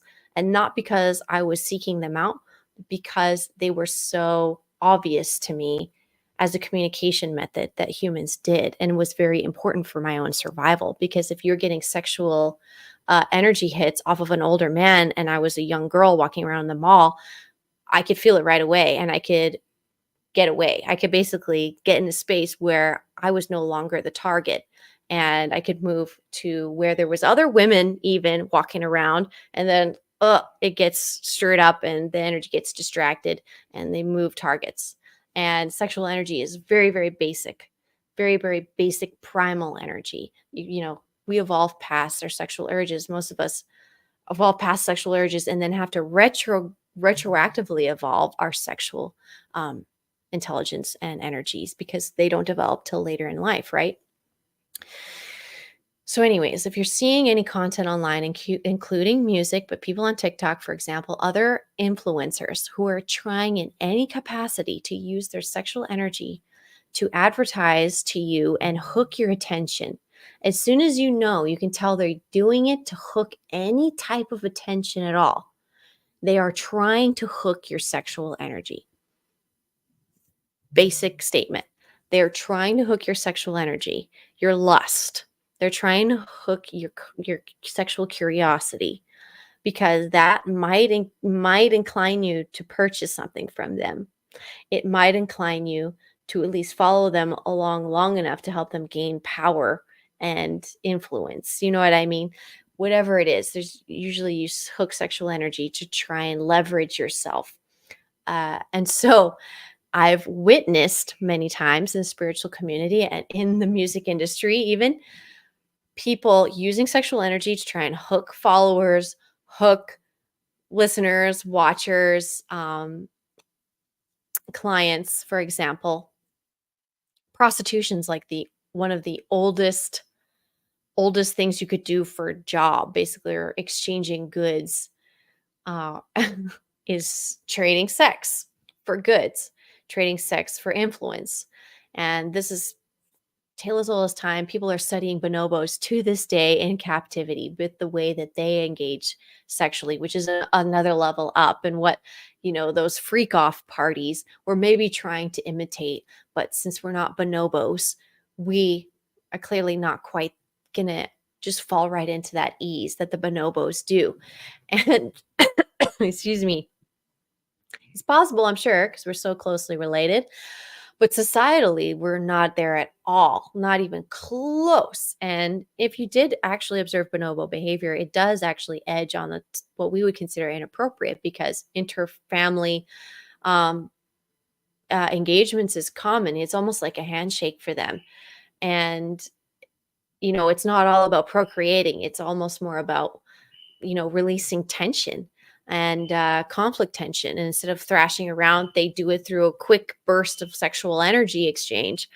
And I don't know if you knew this, but I had to study this in psychology and so on, and the differences of society, how they dealt with society. And chimpanzees aren't the same way. They'll rip each other to shreds. They don't deal with conflict that way. And we're kind of more chimpanzee people versus bonobo people. But we were hoping maybe, anyways, I'm pretty sure science was hoping that it could kind of give us the best of both worlds, which is maybe what exactly we are, is a mix between a chimp and bonobo together in our brains, potentially. So that's why the sexual energy thing and the violence thing both works as a way to hook you. So you're either being hooked by violence or you're being hooked by sex, pretty much. And or high fructose corn syrup or heroin, like I said, or its likeliness, which is now kind of the fentanyl situation. So we can get back into that later. But you see how I'm drawing all these things together. And where do I want to go with that? So the sexual hooks is obviously not a part of solfeggio frequencies, and these more natural, like, toning, Gregorian chants. Who knows? Maybe the Gregorian chants and anything kind of religious as well They also can hook your sexual energies with guilt, though, instead of being like, come along over here and look at my spaghetti strap shirt as I talk about nutrition. It's like, do you feel any sort of sexual urges? That's a sign that you are being led by the devil. Like if you ever follow a sexual urge, you're being led astray. And so they demonize sexuality, which also gives another huge hit of endorphins when you engage. It creates a high, which is also very commonly discussed when people are witness to some really horrific events. Because of your fight or flight and your adrenaline pumping so hard, you get a high. And that is a high, like in Monsters Inc. kind of deal. Like the high, they power the whole city. They power the whole city. They power all industry off of the screams of children as they spook them. They gather that electromagnetic scream sound energy, and they can function a whole society of monsters off of screams. And then they figured out laughter also works really well. So the noises we're making, there's potentially a whole society of fourth density entities or monsters living off of that energy. And this is the same kind of deal with the sexual energy as well. That's a part of it. And a lot of things can get hooked into your body, and kind of like like it's like an electrical device getting plugged into an energy source. If you unplug it, that device will stop working. They need an energy source to function. You are that energy source. And a lot of these beings are trying to plug into you, plug into your eyes, your subconscious. They do it through your eyes, they do it through your ears. They try to plug into you and have a life as long as they can. They have the longest life they can off of your life force. And if they can sexually hook you, that's that's a hook. It's not even a plug. That's like, they've like harpooned you, and they got you, and they're dragging along behind you now in your sexual energies, and you're going to be drained, and your creative abilities are going to be drained, and you won't know why. And this person's creative powers are going up a millionfold because they've hooked all these people and their creative centers. Incredible. I know probably you guys know this already. Michael Jackson was trying to describe this to you, but after he got lit on fire shooting a Pepsi commercial, I don't think things were on the up and up the exact same way after that point. And that's also when they put him on medication finally for literally the burns, I think. And so, yeah. Anyways, there's been people who've been trying to talk to you guys about this because it happens to them. They see what happens. They don't know what to say. A lot of them aren't even smart enough to know what's happening. A lot of these artists aren't smart enough in the dark arts and the Sith at large to know even what's happening to them, to their music, to their followers. They have no idea a lot of the time. And they don't want to know because they can already sense something weird's going on. And their instincts are going, just stay away from it and don't ask any questions. You know what I mean? That's very common. This is why we're not going to get a lot of progress on this unless we really are like really on it all the time. And that's what TikTok's been really good at, is I'm watching these kids pick up these stories and these sexual energy hooks and these failed attempts at subconsciously programming people. And they're waving them around like, hey, look at this. Look how dumb they thought we were. And then they make a joke about it and it becomes a meme and it goes viral. And they transmute it. So they're taking all of these hooks and these problems, using TikTok especially to do it with each other and make it theme. They're creating a whole new language every single day with this app, with each other. The next generations that are going to be taking over all of this. They're going to be taking over the world eventually, and they're creating a new language and they're processing all of these energy hooks and this music and everything in a unique way. And it's not hitting the same way and they're not getting hooked the same way. Some of it is. And old tricks and old dogs are, they're dying hard. They're going to replay the same old tricks over and over and over. So people like me and people like a bunch of other people I'm sure you subscribe to on YouTube have been calling it out, trying to give ways and other perspectives to certain problems to kind of skirt and deal with it, laugh about it even, and build stronger. which is the goal here. So the other day, a dog literally climbed to the top of the Great Pyramid. An actual dog, and somebody who is not parasailing, but like paragliding or whatever it is with the motor on the back of them, flew over the pyramid, got footage of this dog just basically standing right at the top. Like it had climbed all the way up there. And I even saw footage of the same dog as it was coming back down. And so the Great Pyramid points to and is kind of related to Sirius, or the dog star. So the fact that a dog was literally seen on top of the pyramid, and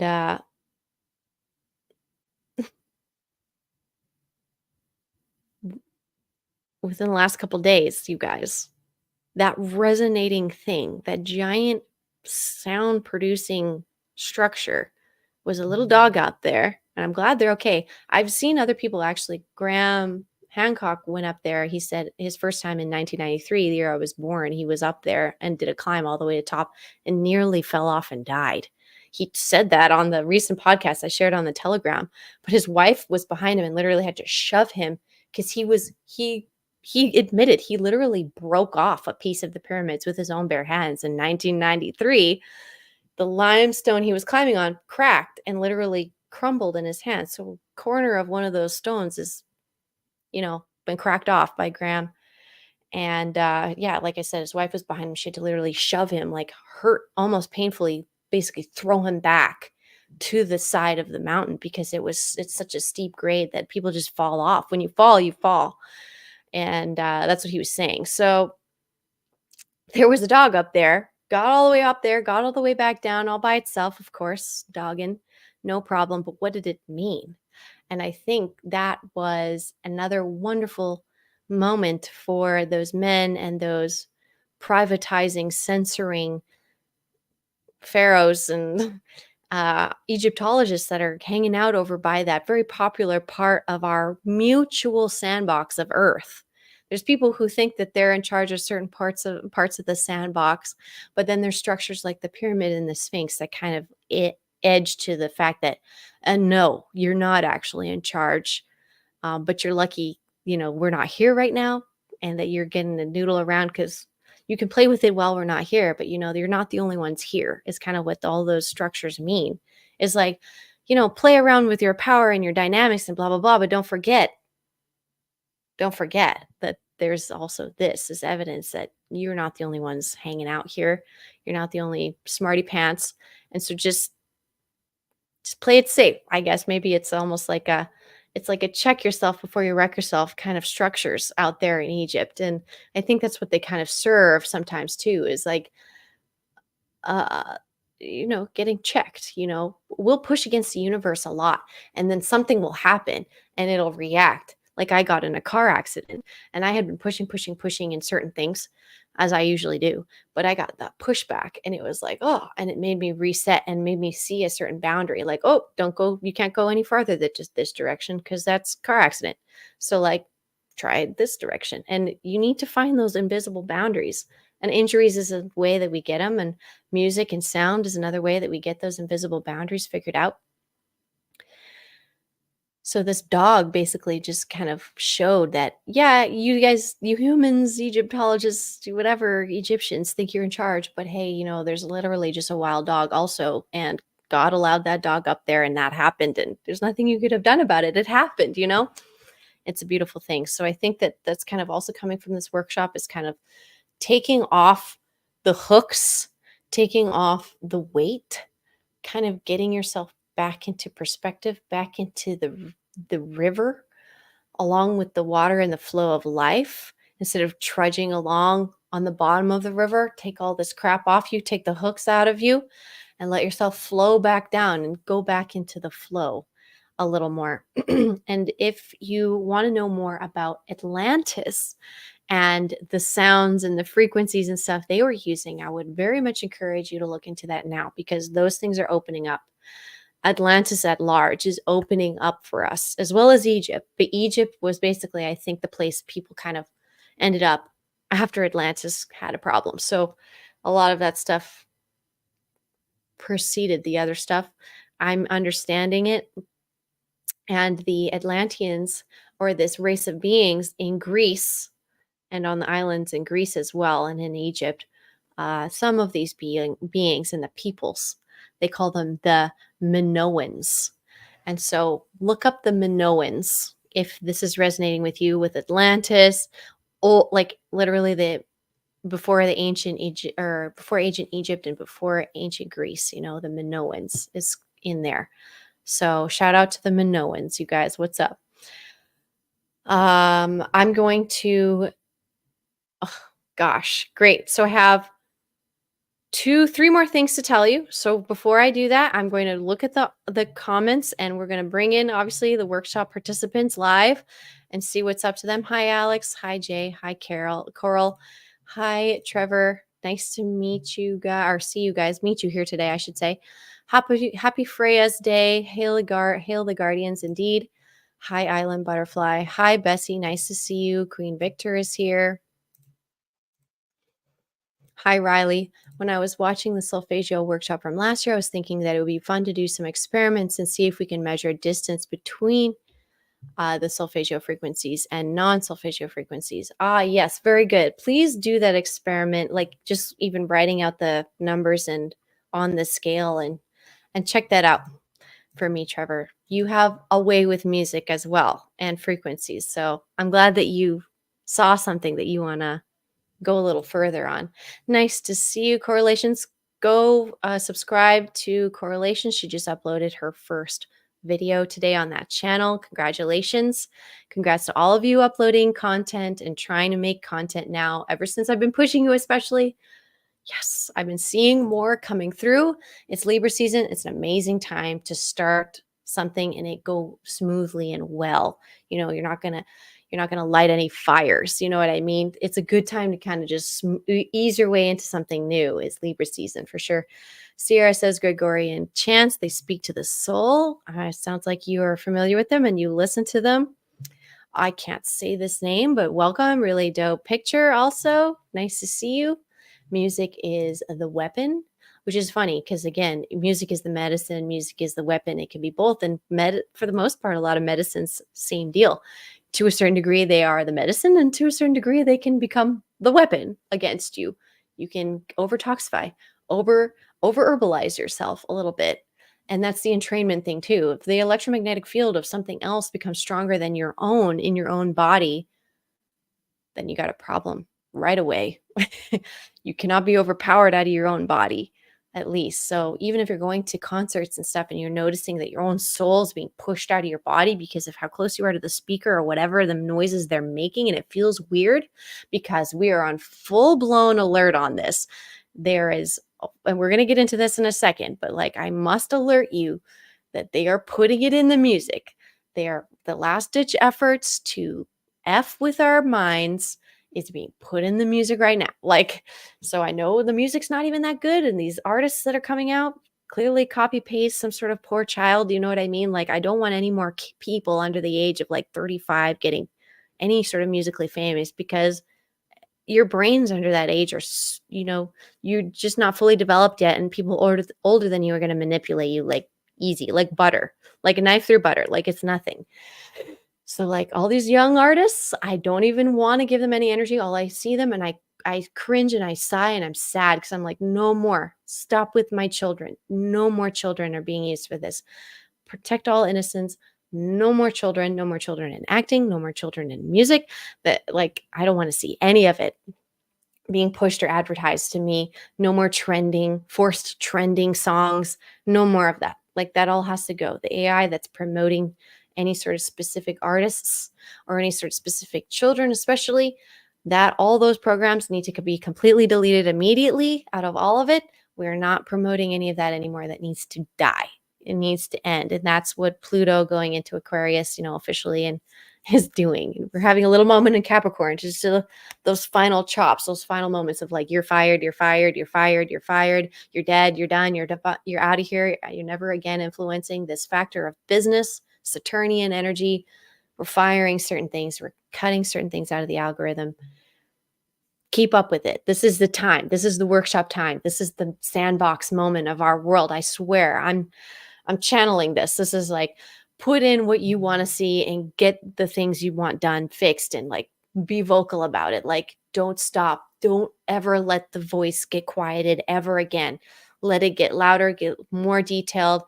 Don't ever get backpedaled ever again with these testimonies and with the music industry. We have to hit it now. We have to hit it hard. We have to like advance it and move it. So you guys, like, I believe in you, whatever you have to do. I'm telling you this, you're here for a reason. You need to know this info is coming through me so strong. This Friday, I just felt angered and had a bad day. Well, perfect frequencies and music are the solution to every bad day and every bad mood. Because the music and those things, they didn't do anything to you. They can be your friend. Here we go. Natural salts help our instrument make the electric conduit to ground into the amps of the earth, which is so true. Thank you, Alexia, for coming in and rolling through and giving us your wisdom.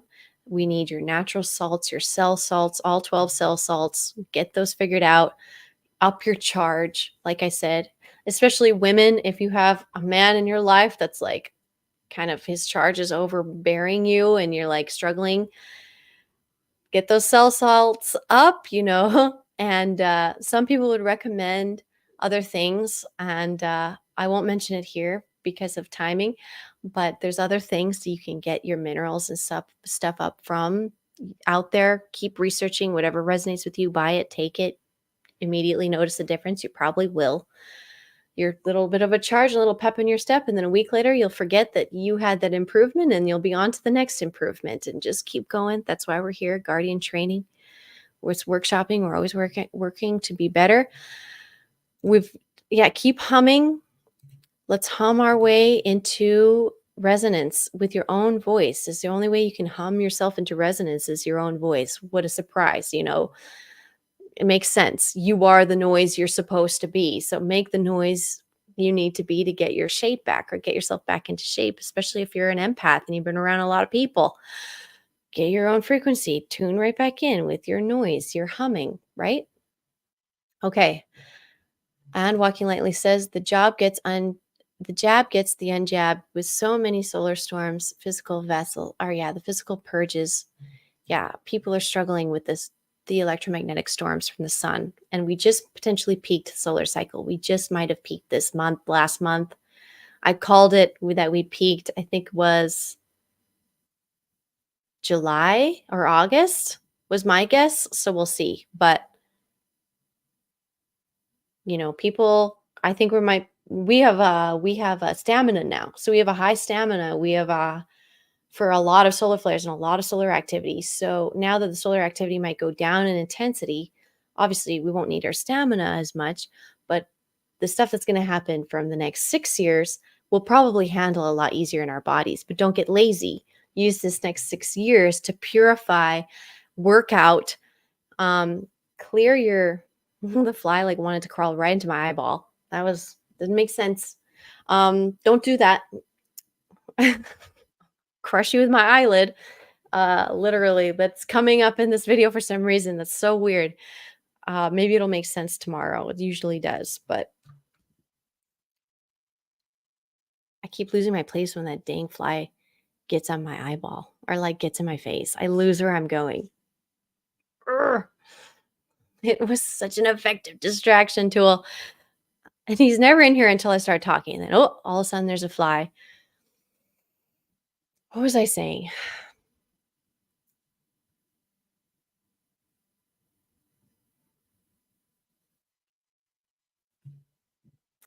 Yes. So the amount of energy that we're going to have to deal with is probably going to be less from the sun for the next 5 to 6 years, but then it's going to turn it back up again.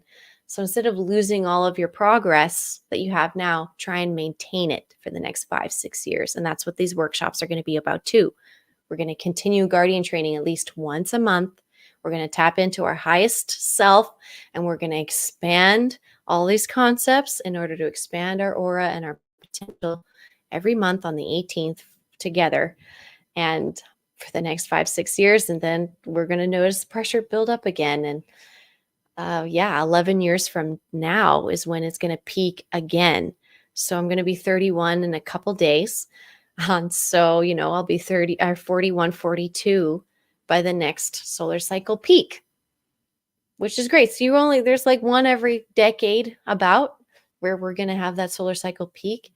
And so figure out what year it is in your decade of life that the solar cycle peaks, and it's going to move around, pretty much move in that order every year. So around the first, second year of every one of my decades was kind of when solar cycle was peaking of my life. You know what I mean? Roughly, it is 11. The year is 11-ish, like 11-ish years is the solar cycle. I know we have that 12 with the moon, and we have 13 and 12, and the zodiac.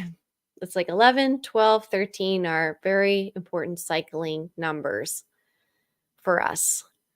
And yeah, so that little fun fact aside, so everyone who may have been worried about people who are maybe going to have an issue with their nervous system, you may be able to sigh a gasp of relief, like you might have made it, and you might have just bought yourself another 11 years with somebody, at least 5 or 6, which is awesome. So just saying, those aren't the only cause. Solar flares aren't the only cause of death, but they're certainly the driving factor of life and death on our earth, in my opinion, because it's the largest electromagnetic body influencing our reality in our sandbox right now. So it basically is the boss.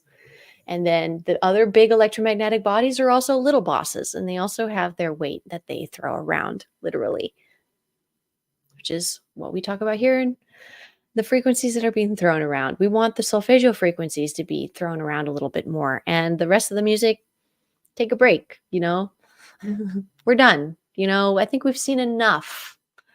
Every recorded song after whatever, 1928 or something like that, we don't want it anymore. Let's just delete them. There's apps that can help you modulate them, but there's more. So we're going to get into that. Let me just finish the comments and checking in with you guys. Humming the sound of each chakra while doing yoga to match certain asanas will also shift and uplift the energy centers. Yeah, for sure. Sorry for being that person, but words are important. That's all. Noise is negative. Sound is, yes, ready to hum. Noise is negative. Sound is love. I'm not sure what you mean, Sierra, but I appreciate your feedback. And maybe, the thing is that people are very literal and rigid with their words. And I'm with somebody like that as well. And we have those moments where I'm like, listen, you're taking me way too literally right now. And I get it. And I'm in my feminine, and I'm maybe being a little more symbolic and poetic. But what I'm trying to say is a little bit more of a big picture item, than, Britannica definition of what I'm saying. So if you catch me and you're like, you're having a moment where you're taking me extremely literal, and you're like, Alexis, that's not weird. Just take a deep breath and be like, okay, Alexis isn't super literal person. Maybe let's just keep this concept open. Let's just put a pin in it. Let's get a mind web going. Let's see what she's trying to get at here. So just give me a little bit of a chance. Sometimes, in my opinion, noise is not negative. I'm not sure what you mean by noise being negative. Maybe you'll clarify if you're still here. But noise is it's just the term I'm using to basically discuss electromagnetic frequency is noise. So void of any type of polarity, it is. That's just one of those things that is in my mind. Doesn't have a negative or positive. So I'm not sure what you meant, but wanted to hear you out. Say that part of the workshop is here. Actively hearing, actively listening. Yes. Every video I do has Dr. Virtual's subliminals like game theory and return to sender and deprogramming ancient curses on it in the background. So there's there's other YouTubers out there who play frequencies, all types, and subliminal, binaural, even subliminal deprogramming, programming, messaging, and so on. This is not new. And so some people are using it, like I said, for the positive. Some people are using it not so cute. And those people don't want to tell us about it. So we have to find out about it and tell each other, because they aren't going to say anything. Why would they ever say anything that would reveal them? I have heard of pre 440 hertz music referred to as Pythagorean tuning because math, but it makes it sound ancient. Ah, very good. So look for things for, in the Pythagorean tuning potentially as another option to just even stretch your mind and your exercise your brain outside of 440 hertz because we were all born within it. I'm pretty sure all of us, I don't know who's watching this. So let's be honest. I can't speak for everybody, but I'm maybe planning to live 420 years. So we'll see with the technology and with the, you know, it's the mindset. We're getting a mindset. We're just having a whole paradigm shift of our mindsets right now about time, time signatures, even frequency, the sine waves in which we're living our lives. The conversation is really coming up. We're workshopping it. We're workshopping it. It's great. I see hello from UK. I see the word spaghetti, spaghetti for some reason. Very good. I see what you did there. I see what you did there. Am I the only person who's never watched Monsters Inc? Well, Wendy, you and I have a bit of a difference in age. Let's be honest. Monsters Inc came out when I was still underaged person. And I was brought to that movie and just like all the rest of them. And I was fed pretty much every single Disney movie, almost just because it was in my family. My mom was also one of those people who was influenced by that particular franchise, liked it, and was drawn to it, and was like, there's something here. I want to share this with my kids. She liked them. She shared them with us. We're Disney. I've watched all the Disney stuff and so many other films around it, but we're cinephiles for sure in my family. And I didn't understand the purpose of it. And now I do because there's so much that's communicated through movies that people can't say outright because of the extreme level of competitive suppression and censorship that was going on because it's censorship magic.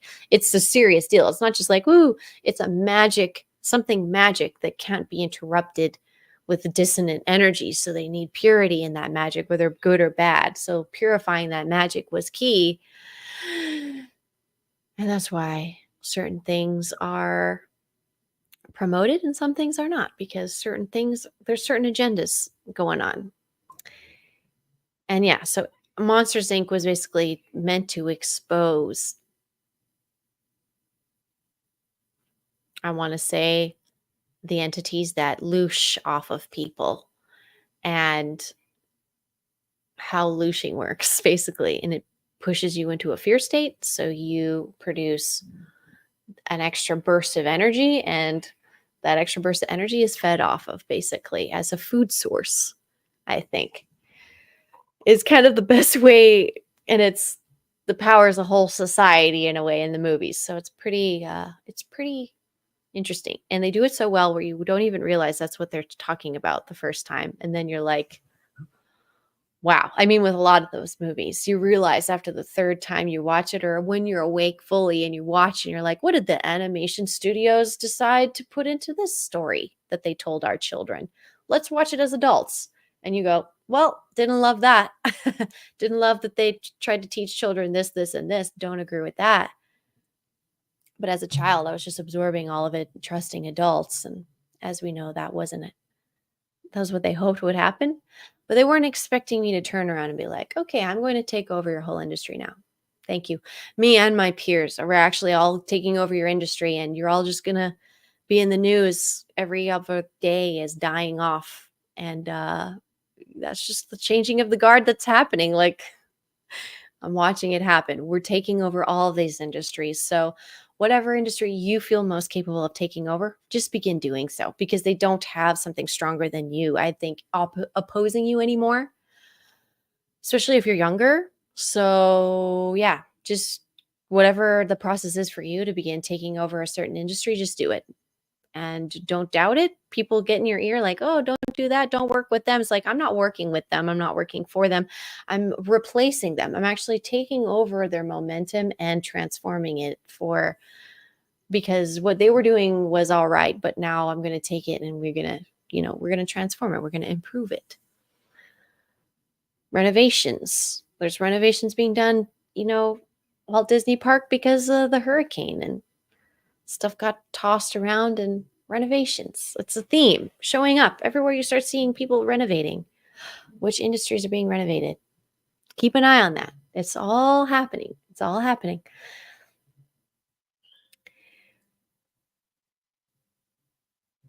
We made it. Yeah, we did. Oh, thank you for the birthday wishes, you guys. That's very sweet. So, for real, I know we've got some problems. We've had some issues, but the best part about it is that we're literally sitting in the same room right now going, I'm seeing the finish line. I'm seeing the end. I'm literally watching all these timelines converge right now. We're watching all these timelines converge until November 6th, basically. And I probably before then, but right now we know is the mutually agreed upon date globally that the American election is going to be done on November 6th. And that's the next big node I want to say we're all waiting for. Which is great because we're shooting right past Halloween and those rituals. We're not going to focus on those. The energy is being sucked out of that realm and out of that room, which is so exciting, right into Christmas energy. So we're sucking all the energy up out of whatever it is that they try and do in October and November. And we're just going to go, yay, Christmas time, woo. And that's kind of how we're smudging past. We're going to smudge through the end of October. It's a personal duty of mine, as that is an area I guard over as a child born in that realm. It's like, no, no, no, no, no, no, no. No, this isn't what we do this time of year. This isn't it. No, no, no. You guys, you're getting ahead of yourselves. Enjoy yourselves. You've got a few more months till Christmas. Okay, just don't get ahead of yourselves. Don't stop working yet. Don't get distracted yet. Don't start partying yet. Wait till Christmas. Okay. We got 2 more months of really productive stuff we can do. Let's not get distracted. Let's not bring alcohol into this, okay? Let's keep alcohol out of this as long as possible. We don't want to get into drinking season yet. Let's just hold off. Hold off for the sake of all the indigenous people who were basically possessed with the capacities of alcohol and what they allowed the society to just crumble because alcohol was such an impactful poison on them. Just get that out of here. Okay? So, Minoans included. Pretty sure probably Minoans couldn't handle their booze, is my guess. It's like they were going for that genetics. And did you guys know that the Great Flood, one of the major floods, is archaeologically named Meltwater Pulse 1b?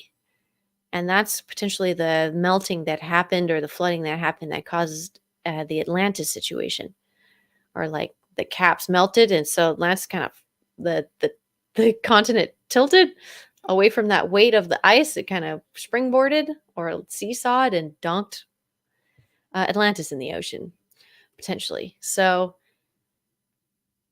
look that up. I didn't know that had a name at all biblically. Meltwater Pulse 1b is the words that you want to look up.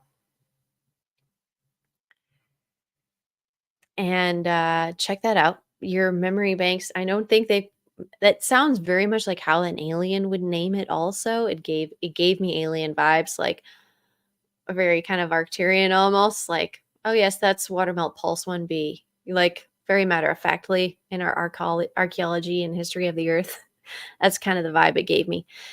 Very interesting. So when it comes to this insider info that I was teasing earlier, we're here. We're at that moment.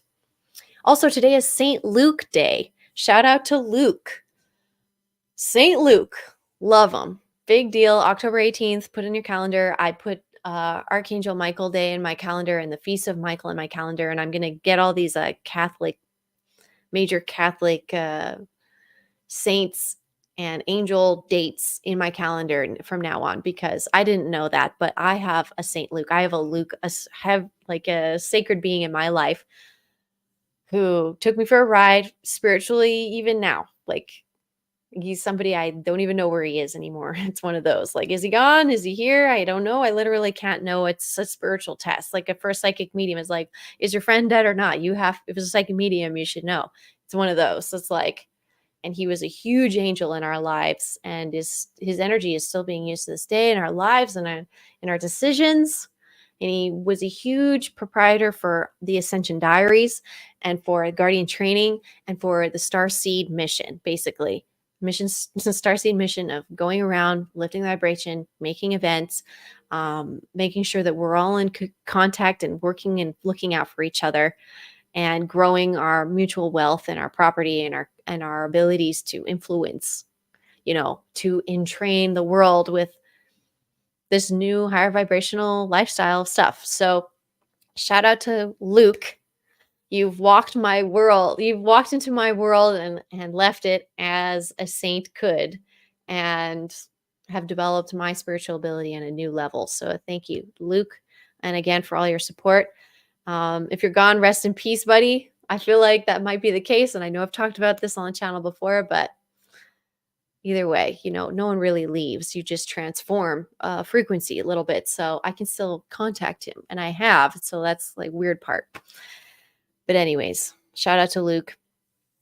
And so if you want to know your own rhythm, so here's the deal. Your body has a rhythm. Everything has a rhythm. Everything is a beat, right? The earth has a beat.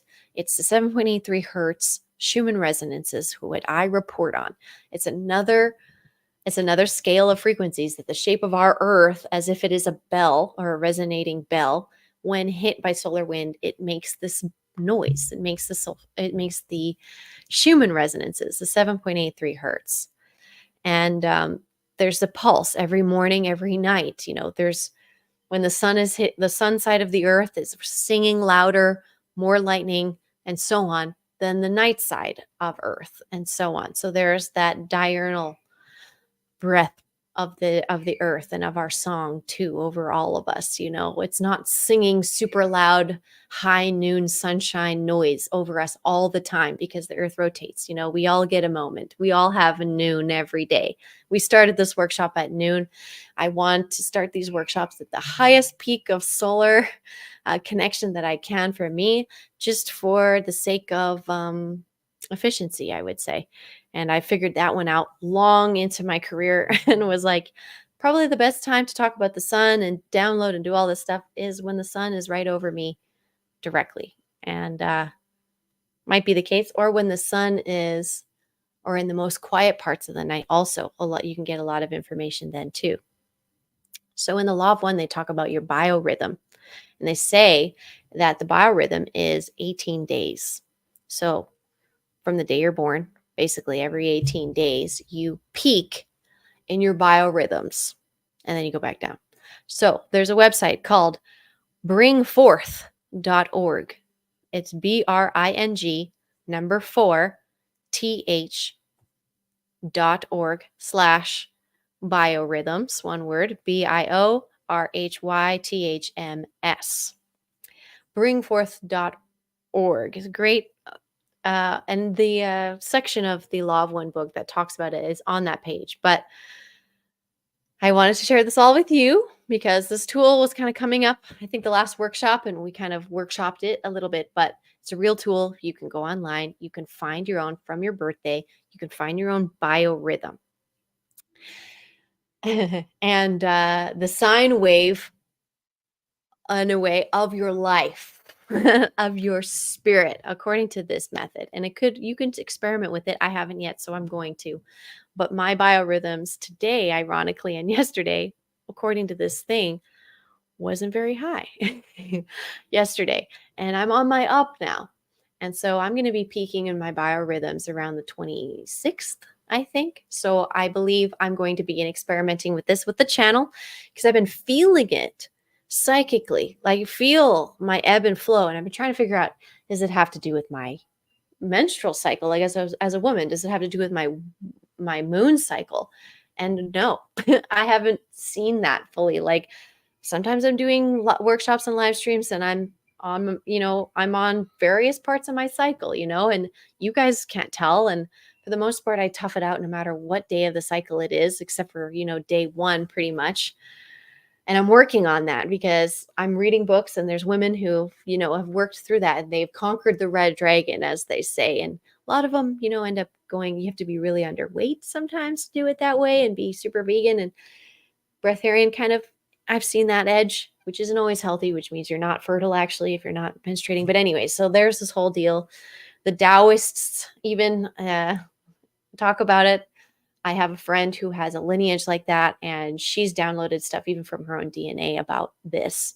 And brilliant woman. There's a lot of information stored in your DNA about all this information. And so I would encourage you to go to this website. This is a part of the workshop, these are the little workshop bits. You got a couple here. Go to this website, figure out your cycle, your 18-day cycle, and figure it out and see what you're going to do. So for me on this channel, this is the amount of notes I had for our workshop that I didn't memorize. And I have this page and all of this page to talk about in a video. I really have to, because if I don't, then I'll keep going over those same concepts over and over and over and over and over in my brain, and I'll fill up my cup basically of information, and then I'll be saturated. And so I need to basically squeeze it all out. I put it in a live stream, you guys. I call it Ascension Codes with Alexis Rose.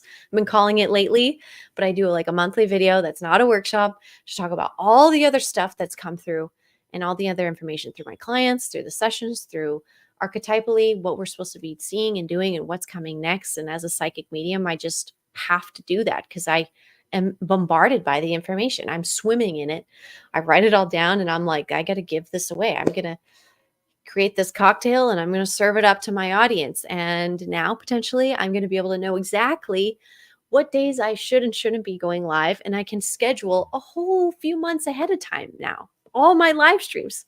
And I'm just going to schedule them on the days that I'm peaking out every 18 days. So all my lives maybe 18 days apart, for example. And that might become a huge trend, and we're all going to do it that way. But for those of you who are trying to start, especially, you've been trying to figure out when's your best day. You have it.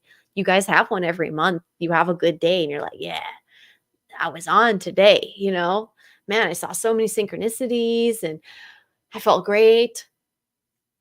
That might be your peak biorhythm day, and just own it and figure it out. And so, like I said, my next biorhythm peak day is, I think it's the 25th, 26th, 27th of October, which I'm willing to wait just to experiment with this, because I really want to go live and I've been wanting to all month, but I just couldn't because I needed to save all my everything for this workshop for you guys, for my Patreon followers. And so thank you guys who have gone over to my Patreon, who have signed up and joined as a Guardian training tier member and promote and help these workshops every month. And what comes of them, which I know it's hard to show you guys what comes of all my efforts online, but I know you guys see a little bit of it, and I'm working on making it easier, more transparent, as a creator, just because I want you guys to be creators too. So I don't want to make my process seem mysterious at all. That's never been the goal. It's always figure out the process and show everybody as easily as possible so they can do it too. Let's not keep any more secrets in the industry. You know what I mean? Let's get everybody singing. Let's get everybody dancing. Let's get everybody on camera. Let's get everybody who feels it genuinely in their soul. I would love to make a skit about this. Please make that skit. And if you need help, I will help you. AscensionDiaries.com, please. For those of you who are serious adults, literally, you guys who are adults, who are well into your life, who are serious about, moving into becoming your own creative, starting your own brand, starting a product, whatever it is, but you don't have anyone on your team. And I get it, teamwork makes the dream work for real. And if you want to invest, which so many people do online, you invest in a business coach, you invest in this business program, you invest in this coaching program, blah, blah, blah. It's a package. It's a PowerPoint. You don't even get to meet with the person who's selling it to you. That's not what I'm offering. You go to ascensiondiaries.com, you sign up for the monthly coaching. Either you can do the 5-month package or you can do a year package with me. We can do one-on-ones too. You just book a one-on-one first if you want to get to know my style and see if it's really worth it. Of course, I would suggest you do that with everybody in your whole world for the rest of your life. Please sample things before you invest in them. Please, you will be so much happier that way if you do. your earth energies will be very happy with you if you take that due diligence for yourself. But on ascensiondiaries.com, I have that available. So for, adults who are ready to take it to that next level, maybe their families have grown up or whatever, and you're just sitting there, you've retired, you're just like, what am I going to do? But I want to do something. Hire me as your coach, and I will meet with you every single week.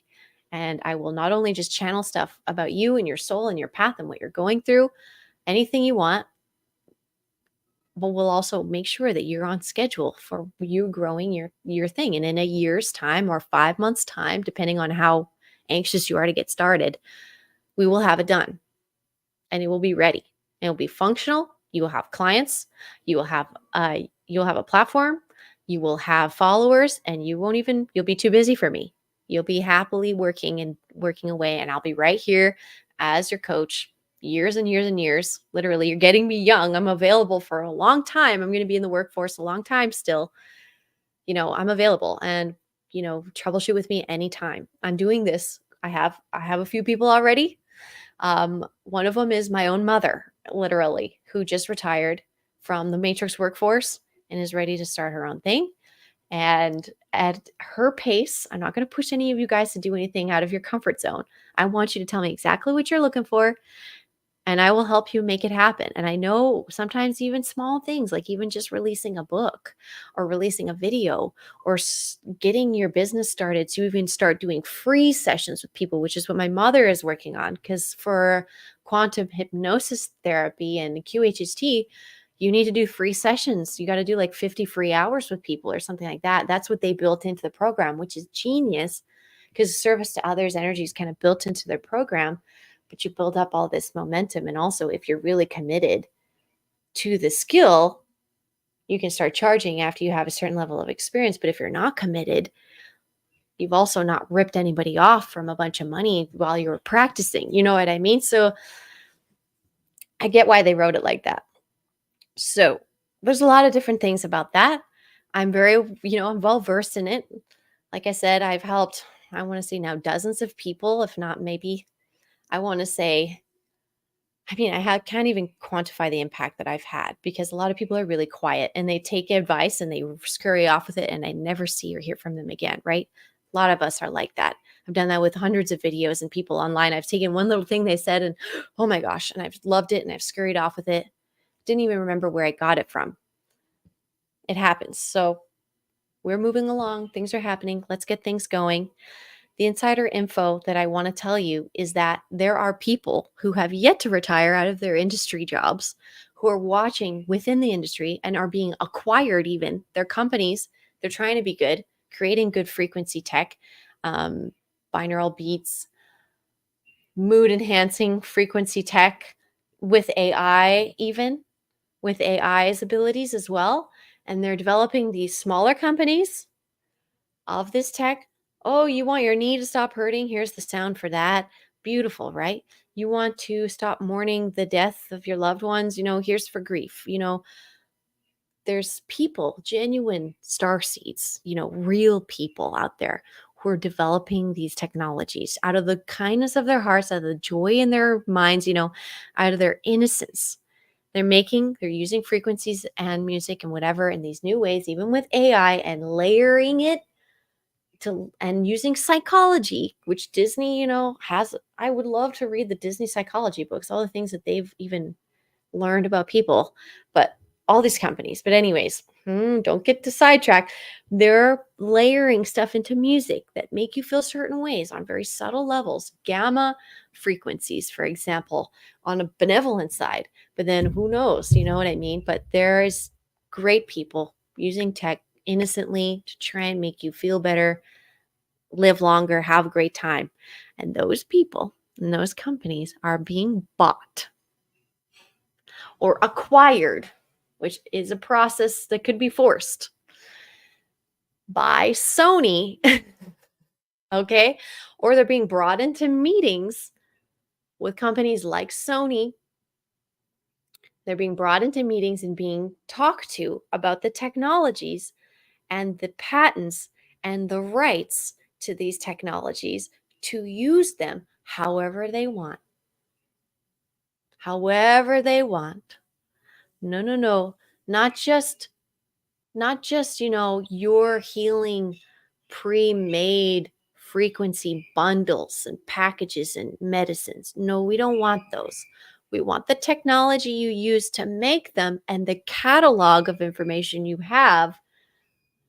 And we want that, and we want to use it for our stuff, but we don't want to tell you how. We just want that technology. So we're going to buy you and then use the thing you made, the good thing that you developed, and we're going to take it and we're going to twist it, shove it into our music for 2024. Yay! 2025. Woo! So that's the insider information that I got from one of my followers. Was basically like, hey, I might or may not be in one of these companies, and I may or may not have been in one of these meetings, and I may or may not have heard them say these things like, okay, we're going to use this and we're going to use it however we want. And yepity yep. And there was pushback, in that meeting. And I was sitting there like, they're having meetings about this still? Is somebody out of the loop at that company and they're really behind and you guys are all accidentally having a useless meeting? Because that happens. Some people don't know within their own companies what's going on, and they get too busy on a project, but that project was already done 70 years ago and has been in full effect and is just not been talked about. It's happening, but no one said anything. And now it's on the front end. They're like, we're talking about it now. We're in boardrooms and we're having meetings with companies that make this stuff that we bought and we want to use it.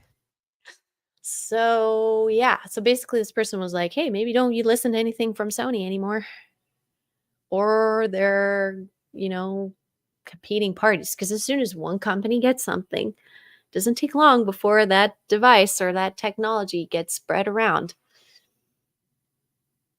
I mean, gosh, information can be stored in so many different ways. For example, there's temples and there's places and locations on the grid that you can just go to, and then you can just start downloading information about that place. My ears ringing now on my right side, which is the good side in my opinion, but I do that. You can tell me how the pyramids are made till you're blue in the face, my guy, gentleman, sir, in Egyptian, in English, whatever. But if it doesn't resonate all the way, I'm not going to buy it. And I'm going to keep looking for answers. And if I have to walk up to the pyramids and then get a little close and then be like, oh yeah, and then you get information. And I can get information off of stuff that people have visited just by being in their aura. So you went to the pyramids and now you're hanging out with me at my house. I can get information off of the pyramids from your body now. I don't need to travel there. Things like that. So these sort of markers are in our auras, and there's now markers in music, and they're getting more complex, and they're using AI, and they're going deeper, and you won't hear them. You won't hear any of this because it's out of range of our ears, but it's not out of range to our pineal gland, which can tune to any frequency, I'm pretty sure. So there's stuff in our body that will be affected by it. It's almost like it's like wind is what I want to say. Like wind doesn't affect stuff that doesn't have any material form. Wind just blows right through it.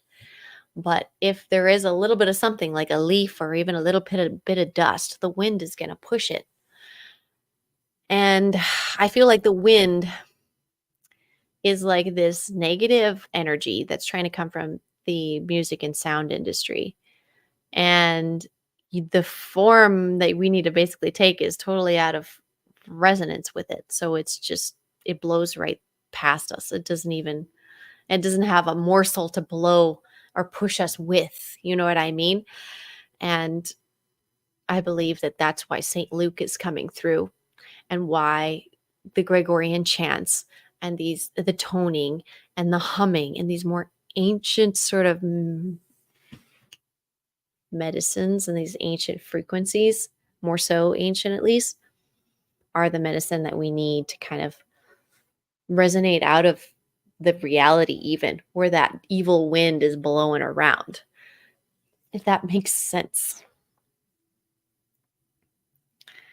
Yes, alcohol is trash. It's 2:22. Lucky number. So we've gone through a lot today. Congratulations, everybody. Another workshop has been moved along. The biggest points of this that you workshop today were finding your own tone, finding your own noise, figuring out how to even make it more beautiful and complex as you age, how to not limit yourself to being scared of being trapped by the AI or anything from your voice or vision, because again, as a soulful being, you have the capacity to transform and even transform the way your voice sounds. And so don't worry too much about that, but be weary of it, of course.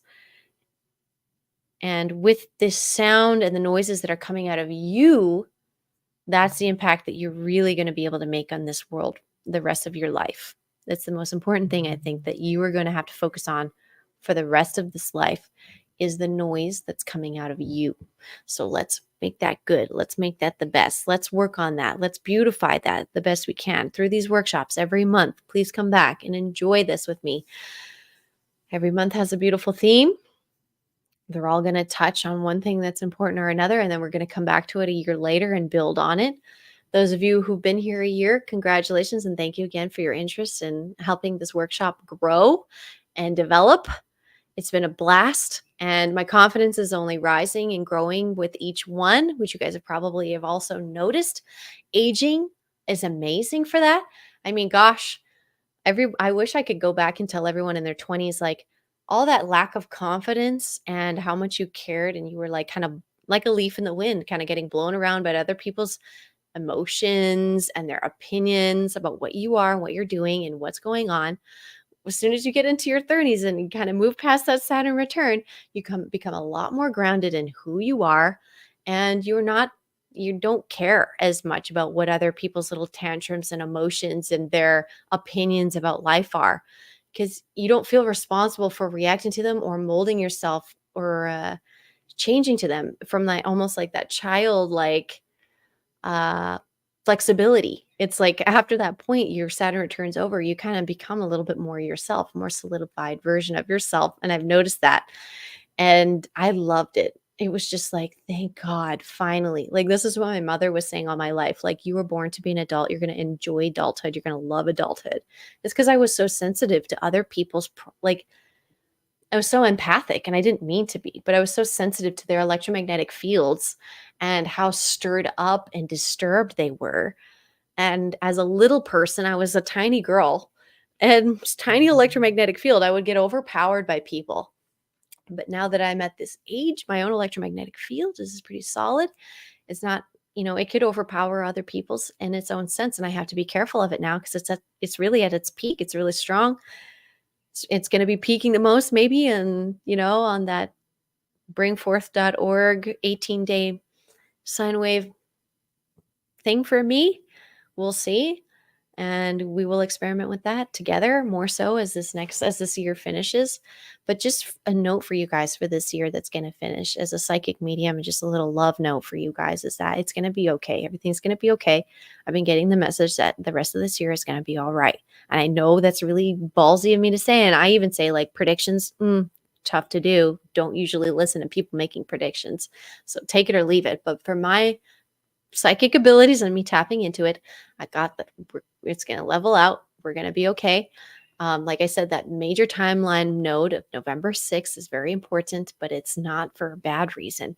It's energy similar to Christmas, where it's like that hope and that excitement energy more so is going to win through. And like the fact and the feeling that something's actually going to move forward in a logical fashion. And it hasn't since 2020 election, really. A lot of the logic and what's been going on, it doesn't make sense to a lot of people. What's been going on the last 4 years is when really people became disillusioned to a ton of it and have been trying to figure out, is there going to be any sense coming back? Is there any joy coming back? Is there any sort of groundedness coming back? Will everybody's electromagnetic field and their emotions continue throwing me for a loop? Am I going to have to keep bowing to other people's, sensitivities because they can't handle what's going on in this world? Am I going to be silenced? Am I ever going to have am I always going to be censored? Am I always going to be alone? And the answer is no.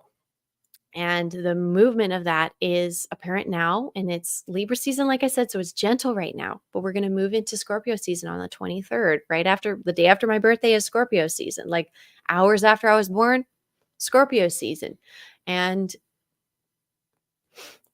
I mean, it's a little more ruthless. It's more mature energy, more ruthless, and it's going to be sussing out what is not a hit. You know what I mean? It's either a hit or it's not. And anything that's trying to be cool, trying to be trendy, trying to go off is not going to happen. It's not going to work. It's not going to get the emotional momentum because Scorpio is very picky and decisive and cutthroat because when they love something, they love it and they take care of it. And,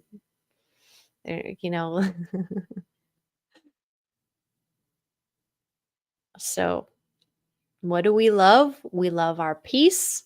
We love our dignity. Nobody wants war. Nobody wants war. Nobody wants it. We know that. Earthlings know it. Somehow it's still happening, even though most of us are like, no, we don't want that. Do you want war in your life? Yes or no? The answer is no. Most of the time, the answer is no. And nobody's understanding what's going on with these wars because no one's conjuring them in their hearts. No one's conjuring them. So they don't know what's going on. So again, I believe deeply that I got the message that 2024 world peace was the message I got at the beginning of this year. And I know we've seen a lot. We've seen a lot, but these are catalysts towards world peace, apparently. I mean, that's the message I got. And so by the end of 2024, all I'm saying is that I got a message already about 2024, and the goal was world peace. And that's what one of the candidates is saying that I say out loud and had procured. And for us on the front end, at least, we saw some world peace. We weren't having wars from 2016 to 2020 as much, not in the same way at all, if at all. And that was working for people. Everyone was like, yeah, this is in the progress that we want. And then October 7th, they began attacking, I think it was Israel. And that's kind of when things kind of got stirred up again. And this war that nobody was expecting kind of started. And Israel was the last thing, was kind of another one of the big signs. So like anything that happens there, it's kind of, that's the last part of the microcosm to the macrocosm. So whatever's going on there is a hint about what's going on for the planet, right? So what we need to do basically is continue focusing our energy on soothing and promoting world peace and no war. We do not want war. We don't want it on our own planet. Like, I get it if we're at war with another planet, okay, maybe that makes sense. But we're literally fighting with our own tenants on our own planet. And that hopefully is going to finally clue in with people and just be like, why are we doing this? No one wants this. No one wants this. Who does want this? And figure out who that is immediately and be like, stop. And I think that's the process that's happening. That's the process we're going to see as this year finishes off. And so continue on with those intentions, of course, that all lies will be exposed, all corruption will be transmuted, and all intentions from here on will be benevolent. And that's the intention we're putting into the end of this workshop. So tune your bells, get your tuning forks, get your solfeggio frequencies playing in your house, your businesses. There's other options as well. There's subliminals as well for wealth or for health. And you can go into subliminal stuff too. But again, once you learn about subliminals, you'll learn about subliminals. And it goes both directions. So can you trust a random YouTube video telling you it has these subliminals versus what they could be? You know what I'm saying? Pick your battles, pick your subliminals, pick your music carefully, please. And install solfeggio frequencies and investigate those even deeper to make this argument even stronger or fix it by the time next year. That's what I'm working on. So I love you all again so very much. The bottom of my heart. It was truly a gift to be able to do what I'm doing. I've fought to be here, but it was natural. It was hard, but there's nothing else I wanted to do. So at the end of the day, no matter how much I got beaten down or pulled away from what I wanted to do, I still woke up that next day wanting to do that thing, which was this, what we're doing right now. And the developments of that are coming, which I talk about all the time, but you know, feels like everything's moving really slow, but it's not. And I'm happy to do things in a longer stretch of time as well, including become popular over a longer stretch of time. Stretch it out. I'm happy to do it. Like I said, the goal may be to live to 420 now. So we can really stretch out the progress of how I'm making videos and doing stuff and service others, all of it. Lots of time, potentially. And with those biorhythms in check, I'm going to know exactly how to space out my efforts even more efficiently and save myself throughout my years as well. Any kind of strain, unnecessary strain. We're getting rid of it. We're streamlining the situation. DOGE, the department that Elon wants to start for the United States, similar energy. And it's finding inefficiencies in the system where energy is being drawn out with and dumped somewhere it doesn't need to be, especially taxpayer energy. You're going to get rid of all that stuff. So we're going to be seeing that, hopefully, even by the end of this year, like I said. So I'm actually getting this crazy feeling through my body now that I'm saying that. So it's almost like this validation. It's almost like too good to be true energy as well. It's kind of like that magic of like a child, like, is that real? Like, is it going to be real? Kind of like energy, like of a child, similar kind of like Christmas morning. Like, is Santa really going to be like, did Santa really come? And, is there going to be presents under the tree? Like, yes, yes. Yes, yes, yes, yes. I'm getting a big yes. And enjoy how, oh my God, just how, ooh, it's going to be cringeworthy. Just enjoy how cringeworthy it's going to get in the psychic community or the pseudo psychic community, I should say. Because there's the psychics who have to deal with the attacks and developing armor all the time and growth. And then there's the pseudo psychic community, which is just people spouting stuff on short videos that go viral and whatever.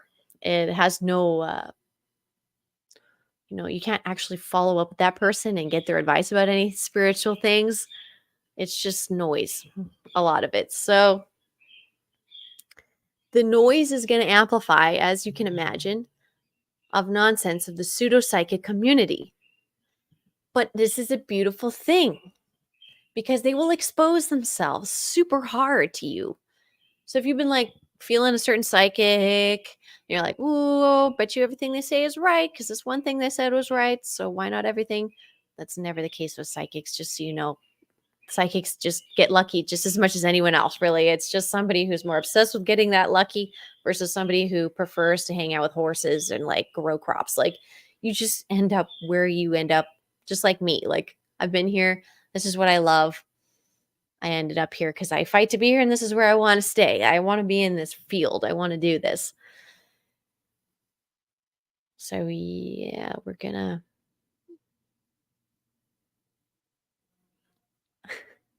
get that all sorted out. We're getting our planet sorted out real nice. And those pseudo psychics are going to expose themselves. Everybody's going to expose themselves, just like with the jab and how people behaved around that and the mask. They're going to expose themselves the next couple weeks and months. There's going to be a major exorcism, but where it's not something we're not used to. Okay, we're used to it. We've been watching this exorcism happen heavily, especially this year, the peak of the solar cycle with the Olympics and the shooting and everything that was already a part of that exorcism. It began. And the pseudo psychics came roaring in, just roaring in. You know what I mean? Like, wow. And there's psychics out there that are super cynical, but they're pretty good. But they're cynical because they hate being called even a psychic because there's so much pseudo psychics out there. And they've, been sick to their stomach, vomiting at the things that they've watched people just salivating over hearing from psychics, and other psychics are like, that's not resonating at all. And now they're monopolizing the conversation. And that's also crap. So, psychics, don't let the pseudo psychics monopolize the conversation. Don't sit back. Don't be snide. Don't hide, show up with the equal amount of energy, give the children an opportunity to vote and choose which pseudo psychic or psychic they're going to pick. Always give the children an option other than what's happening on the mainstream. That's basically what we're here to do, is give the children an option that's other than what's on the mainstream. That's your job. That's my job. That's what we're here to do. We're taking over the movie industry, the music industry, the entertainment industry, the amusement park industry, the industry that puts any sort of sound anywhere, etc. That's the plan. That's what I'm seeing. That's what's going on. That's what we're growing into being. They're like, oh, all these star seed hybrid kids are going to show up and help the planet. They were born, okay? They were born in the 80s, the 90s. They're 30, 40 years old. They're getting right up to that point where CEO is not going to be a weird title for them to have. And y'all are going to become CEOs of all these different companies. Imagine how many different companies there are. We're going to go into this in my next workshop. In my next video, but I'm beginning to pull from that information because it's so important. There's so many companies out there, you guys. We're going to need a lot of them still, probably. And they're going to need CEOs that are woke and not going to make stupid choices and poison people anymore. So pick what company you're going to be CEO of, because the AI might be able to cover literally every other job except for the one human making decisions for the company, or bouncing off what the AI suggests this decision should be for the company. Like one, and getting rid of the shareholders and all that, just like one human per company as the back base, like somebody that the AI that's running that company can talk to about what it wants to do. And that's what I've been seeing, is like we're still going to need CEOs. And that's basically maybe the only job that's going to actually be left. Ironically, you can argue this otherwise. You can play with this in your mind as well. But that came to me, was like, is the only job that's going to be left as CEO of all these companies? A lot of them, maybe creative director. There's not going to have to be an HR department if there's only one human working there. You know what I'm saying? As the CEO of that company. And then all the CEOs hang out and on in the comment section of what's popular that day in media that's not being censored or timeline manipulated, just like raw timeline information again. And all of us CEOs just watching it happen and keeping things cruising along smoother, and then using our blockchain to vote on stuff, on who we want CEO of this company, or how we want this resource dealt with, and how we want to deal with this deficit, and vote this or this, or vote this or this. And it's all coming. It's like right there. They need to talk about, legitimate voting, and voting like they're not even taking voter ID in California. That's the big hint. Like, everything about voting and identification is about to change. So hold on to your seats. Identify as an earthling. That's your safe bet. And then do the scientific research about what's outside of Earth. Our solar system, our galaxy, the other galaxy merging into our galaxy, the Andromeda galaxy, the star cluster, the all these super bodies as well that are bigger and bigger bodies, of how gravity's kind of, it's like Russian nesting dolls. It's so fun. So anyways, that is the workshop. We did it. Good job, everybody. Solfeggio Frequencies, keep it up. Keep up your progress with that. We've had a lot of progress since last year. A lot of you guys have experimented with it. Excellent job. Gregorian chants for y'all, if you're real OGs about it. Even there's so much you could have taken from this workshop. I just hope that it serves you well, and you enjoyed it, and you consider joining my Patreon now if you've enjoyed it and you haven't done that yet, because I would love to have you over there. It's really helps support the channel, keeps these workshops going, and the momentum towards a public meetup and conference and festival and all this stuff that's still in the works. Every single day we talk about it and we work on it. I don't have a lot to show for it yet, but I know the universe, and one day it's just going to plop right down in front of me, fully formed, and I'll be like, "Yes, thank you so much. It starts tomorrow. Perfect." And that's the plan. So I see you guys on the next live stream, maybe on the 26th. We'll see. Best way to know is join my Patreon. I tell everybody what I'm doing over there. Until next time, remember, it's the noises out of you that matter. Please make those noises good. Please up the quality and the love factor of those noises if you can. You and me, it makes the difference. At least you and me, we're going to do it, which is going to affect the whole planet. So you and me, we're going to do that. So we've achieved something here today. Already quantumly, it's done. It is done. How do we feel? I feel good. I feel like, okay, that was good progress. Very nice. I look forward to it. Let's see how it goes. Bye, guys. On to the next one. I'll see you in the Telegram chat room and in the Patreon and on Instagram and all that. I'll see you around. Bye, guys.